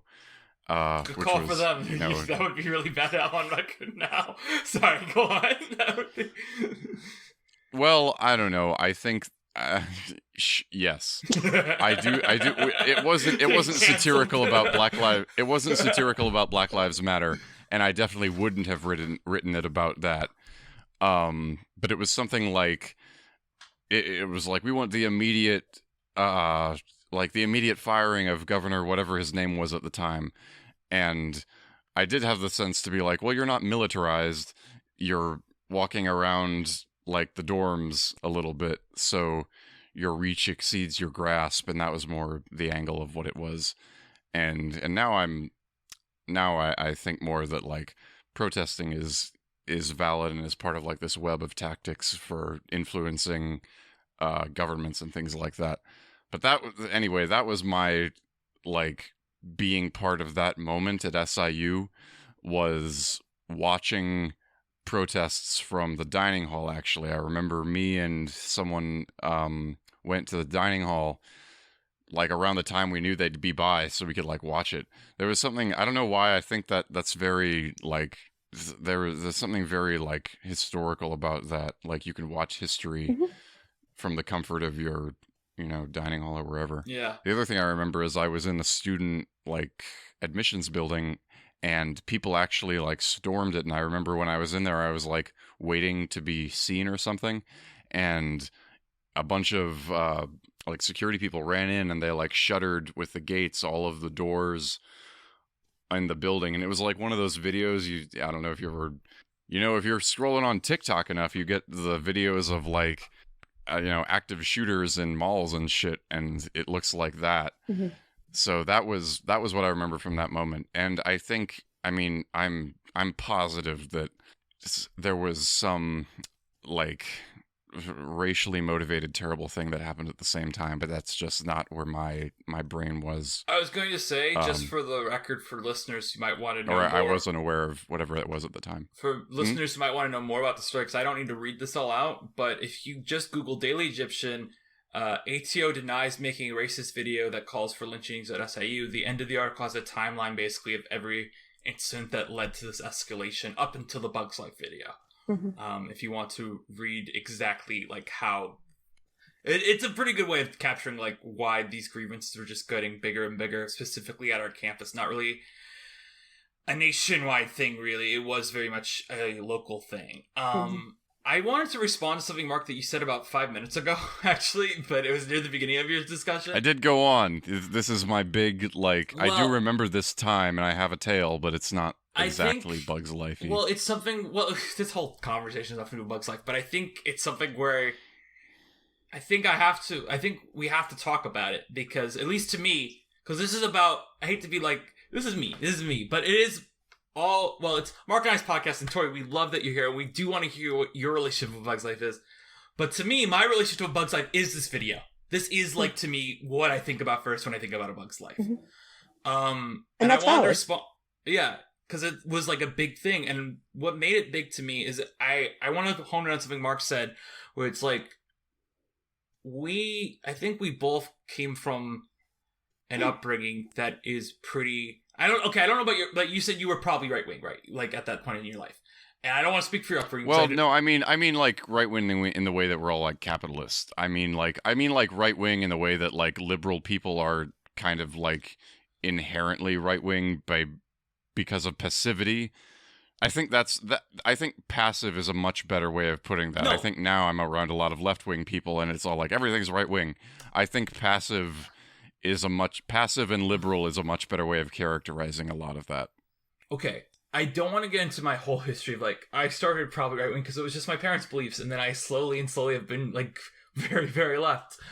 But very specifically with this video, I want to mention this thing where I remember my initial reaction to it that is somewhat embarrassing, but I think, for personal growth to exist, you need to be honest about your past self, and I've been honest about this with the person who's involved in the story, which is my roommate in college was Julius Jefferson, who will actually be on this podcast pretty soon. He is our guest that's booked for Toy Story 2. Big win. Yeah. Big win, roommate with Julius Jefferson. Yeah, but I remember at the time, I looked at this video and I was like, I obviously was disturbed by it, but I also just thought it was so funny. Like, the idea that this would be taken as a serious threat, that it was a bug's life. And I told Julius that, and he's like, dude, no, it's not funny. And I don't remember his exact reaction. I'm not going to speak for him, obviously. And to the listeners who might not know, Julius is African-American. So, all this stuff is, way more... I'm white. I have so many, pitfalls I can go in this conversation. But he was like, no, dude, this is, actually, terrible. And I was like, oh, you're right. I don't know why I'm even giggling about it.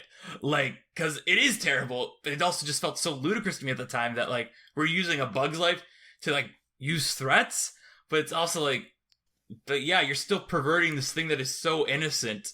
I mean, it's, it is, it's so innocent. Even the scene in this movie is just so innocent to make something that is so blatantly hate speech and a threat. Mm-hmm. And it's one of those things where this does stick out as a moment in my personal memory as a thing where I was like, damn, Dan, you really did say something stupid as your initial response to this. And I still do, we're all white. We all do things where we say something stupid and we catch ourselves. But this is one that always really sticks out to me. And I think about every time I watch this movie, not only that was scary, but to make it about myself, damn, Danny, you really had a dumb response initially to this.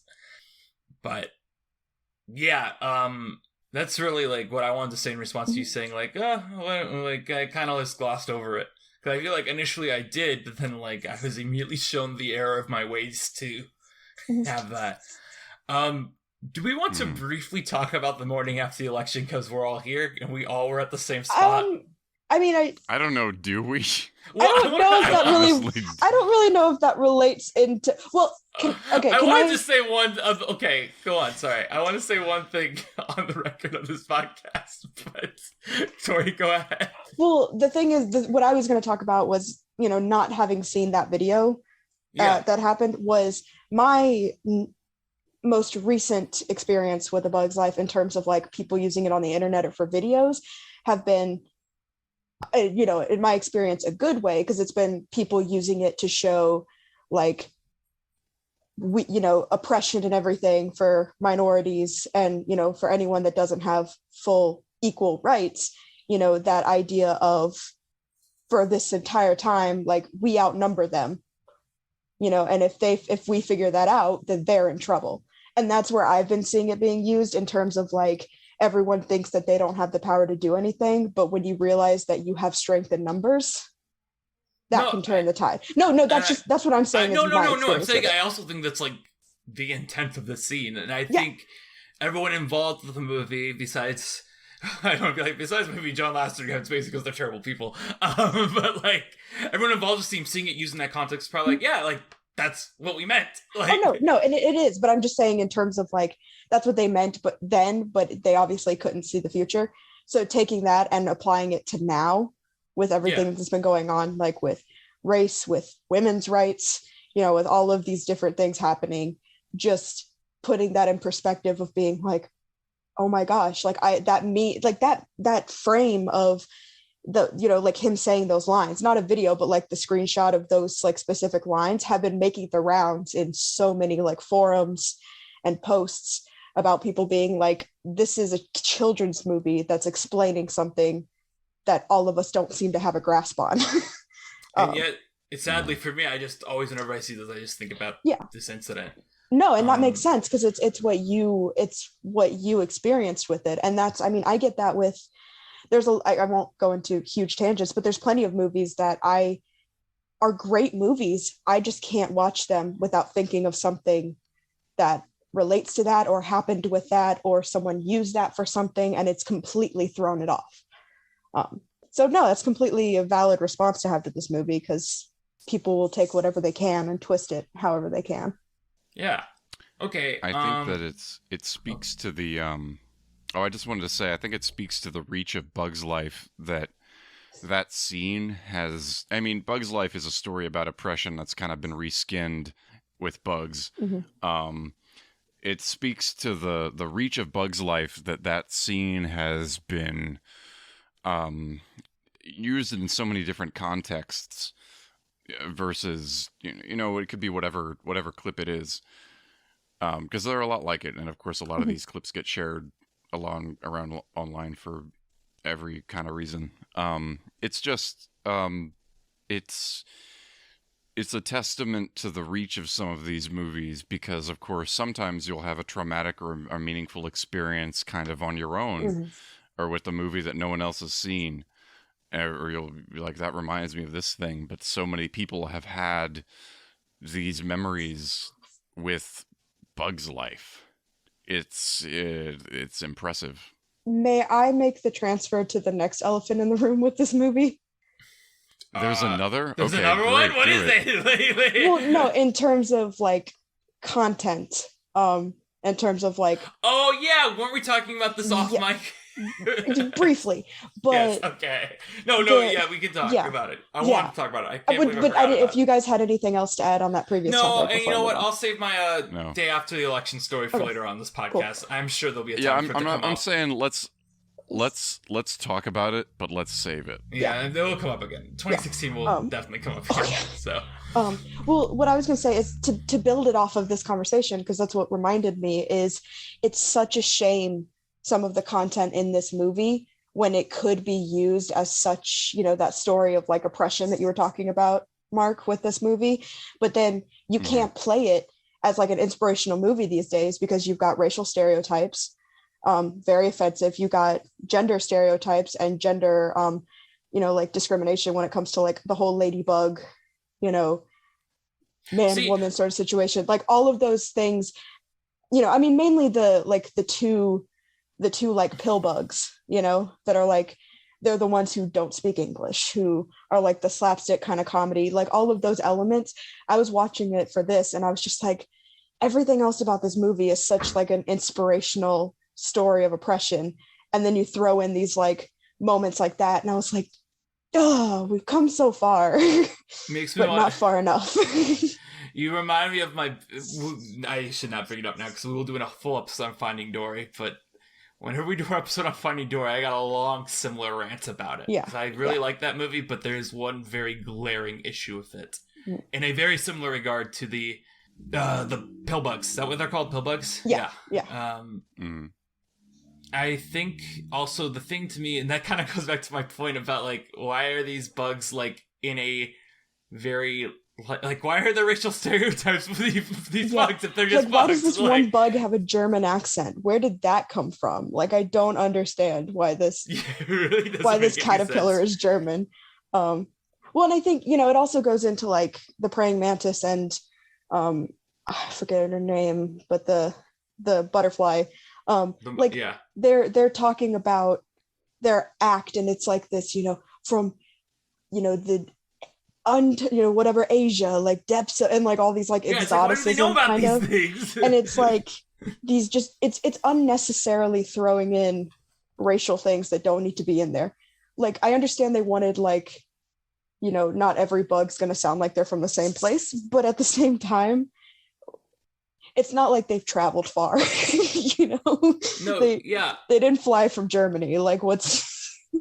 And to talk about the other stuff you mentioned, I think it's really interesting. I think, and we don't need to get too much into it, I think the stuff with Francis is so interesting now, even just compared to 5 years ago when I watched it, is that it's so much more like, this is really prevalent in this movie, and like, it's very, like, it's hard to really hold it against the movie, too, compared to the other stuff here, because it is just a joke, like, oh, he's a ladybug, Like, that is just the whole joke, he's a ladybug, but it's also just like, I don't know, it's really hard, I don't even feel really comfortable diving into it, because I feel like I'm still, like, and everything I know, like, and I'm very, like, I'm still learning a lot, like, about the gender spectrum and stuff like that, as someone who just, has friends who are all over there, and it's just, like, I always think it's good to learn about, but I do not feel comfortable enough speaking about A Bug's Life from that perspective. No, and that's fair. That's fair. It's good enough to just like acknowledge that there is something weird there, even if it's not like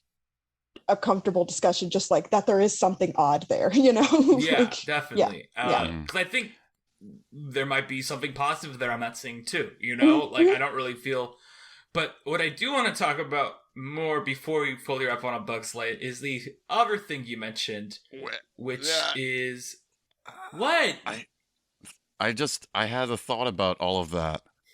Well, I think I don't know. I think this is probably not an original thought, but it's something that I think about, especially when we're watching these comedy movies, which obviously have a lot of racial stereotypes, and they're just part of it. One thought I have is I think, comedy comes from incongruity. I think that like racial incongruity is a tool, and it's like, why is the caterpillar German? Because that's pretty wacky. And of course, it operates on multiple levels with like he's obviously like a flamboyant type of German, and I think that it comes from that, like these exaggerated qualities of how one race, or like one race, what like I'm mostly talking about like how you perceive the other is sort of generalized, and it can be exaggerated, and humor comes out of that. What is kind of trickier for me, and I think you mentioned this, Danny, and maybe this is even sort of a why to your why there is the discomfort from that. It doesn't just come from not knowing a whole lot, which of course we don't. I think it comes from when a movie comes out now, I think we kind of see it in conversation with the critical discourse about cultural issues that's going on at the same time. And of course, movies can have been doing this forever, all back to way ever since when, and who knows what, this is where we really don't know what we're talking about. Like, who knows what was going on in gender studies in 1998? I'm sure someone would know better than us. But I think when a movie comes out, like, our bells go off right now because we think that's problematic. That's the lesbian kiss in Lightyear, like that's gonna tick off this group of people in our brains who might just be a group of people, in our brains. It's like we know all the categories, we know the parties involved and how it works in the culture. We have that kind of picture of it. It's harder to go back and talk about a movie from 1998 and how that is perceived compared to the culture at large. I'd love to know, how other people see these things, because I think now, maybe it's an us, we three are kind of dialed into these things, I think, in a way. So maybe the movies have more of that conversation for us, or for people who are just kind of, we got our ears in a couple different conversations all going on at once. That's a problem with me watching Bug's Life too, is I'm like, what is this saying exactly? Like, how does this stand in relation to other things? It's really hard to piece all that together if you don't like go back to the year and what was going on at the time. Because I think we could do it now. We could go back and do all this research, come back to a week later episode and have all this historical context. But I think that's part of the issue with going back to a movie from 1998 is now we really think of movies being in conversation with ongoing dialogues, and movies in the past are like, well, the Three Amigos is out there in the world and now we have to deal with it. Not to go on a whole tangent here, but I agree with what you're saying. But this weekend when I was in a hotel, I watched a movie that comes out a year after this that is actually worse on the racial stereotype. I didn't watch all of it. I watched it, I put it on for 10 minutes because it was on TNT, and that is Star Wars Episode 1, The Phantom Menace, which in the span of the 10 minutes I watched it, we got it was actually pretty rapid. I was so shocked at how rapid like it happened. Was we cut to a scene with Newt Gunray and those aliens, then we cut back to Jar Jar doing something stupid, and then meet Watto, and I'm like, this is terrible. And like at the time, I know people at the time were like, this is racist, and that conversation has only grown louder since it has come out. And it's still always, always going back to this, because, I loved the Phantom Menace as a kid. Always whenever you go back to, you're like, wow, Jar Jar really is that racist, Because as a kid, you're like, oh no, he's just a funny character. Like, specifically as a white kid, going like, oh yeah, he's just a funny character. And it's like, no, he's not. Like, yeah. Did you have something to say about Jar Jar or something? No. I was just gonna I completely agree with everything you're both saying, and for me, it's not so much of applying like the racial studies and gender studies like overall, like culturally. It's more of like I was saying at the beginning of me trying to come to terms with it in my brain of liking this movie, of trying to remind myself of exactly what Mark said, of like going back and thinking of it in the context of 1998 as opposed to the context of now. And it's so hard to watch it and know that like past Tori was in love with this movie, and then going to now, like, even obviously it'd be like, well, you were a kid, duh, like you just accepted things. You were a small white child. You just accepted things and was like, yeah, that's where it is. So for me, it's more of looking at it and trying to be like, how can I still love this movie? Because I want to, because it's such a big part of my childhood, and still reconcile all of that comes with it. That's all I was going to add. Yeah. Well, I was going to ask if you wanted to talk about the portrayal of women in this more, but if we want to just wrap it off that, I think that's also a good closing point. It's up to you, Tori. Yeah, because I could go on for a while about that, so we'll just wrap it up here. The females in this movie aren't good. And they're all made very, very sexy, which is weird, like in terms of like curvature. No, who doesn't want that? Well, like they have curves. Meanwhile, all the male characters, like there's a huge caterpillar, right now. And there's like we should get a screenshot of Mark like, yeah. Like, I'm just smiling because we had 2 movies in a row with sexy spiders on the podcast. I mean, and you're right. It is such like a. Well, they give the female ants right. Like they've got like boobs, and it's like that. Why does this female ant? Yeah. What is the point of the curves? I don't understand. Anyways, that's all I'll say at this point. But yeah. All right. Well, we failed to do this with Toy Story because I think we were kind of effusive on Toy Story all the way. But let's do what Mark and I tried once and say, what would we rate this movie? What would you rate this movie? Because I think we're all more different on this one. I would give it. Are we doing out of 10 or out of 5? What do you want to do, Mark?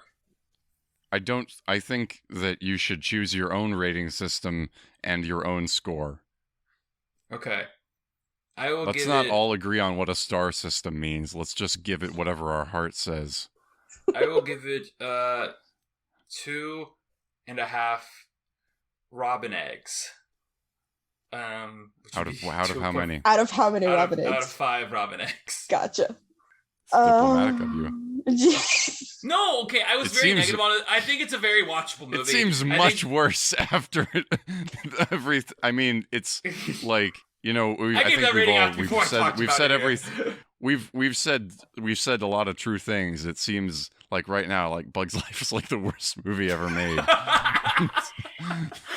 I would. And everything we've said is true. It has a banger soundtrack. Oh my gosh, yes. Oh, I forgot to mention on I think I mentioned on the James and the Giant Peach one, but the Randy Newman song at the end of this one also is like, oh, I'll tell you about a bug. I'm always like, yes, Randy, go off. Yes. I will do. See, I have such a conflict with this. Mark, you go ahead, because I really am conflicted about my rating for this movie. Oh man, I mean, yeah, I'll give it a fruit basket, and it contains like 5 ripe oranges and 3 kiwis that are hard to peel. Okay. All I'm right. regretting letting you go first because mine was just gonna be here's a number out of 10, and here we've got this beautiful metaphor of That's this. the perfect ending. Just give us a number out of 10. Oh god. That would be perfect. Yeah, this metaphorical fruit basket. I just like the joke.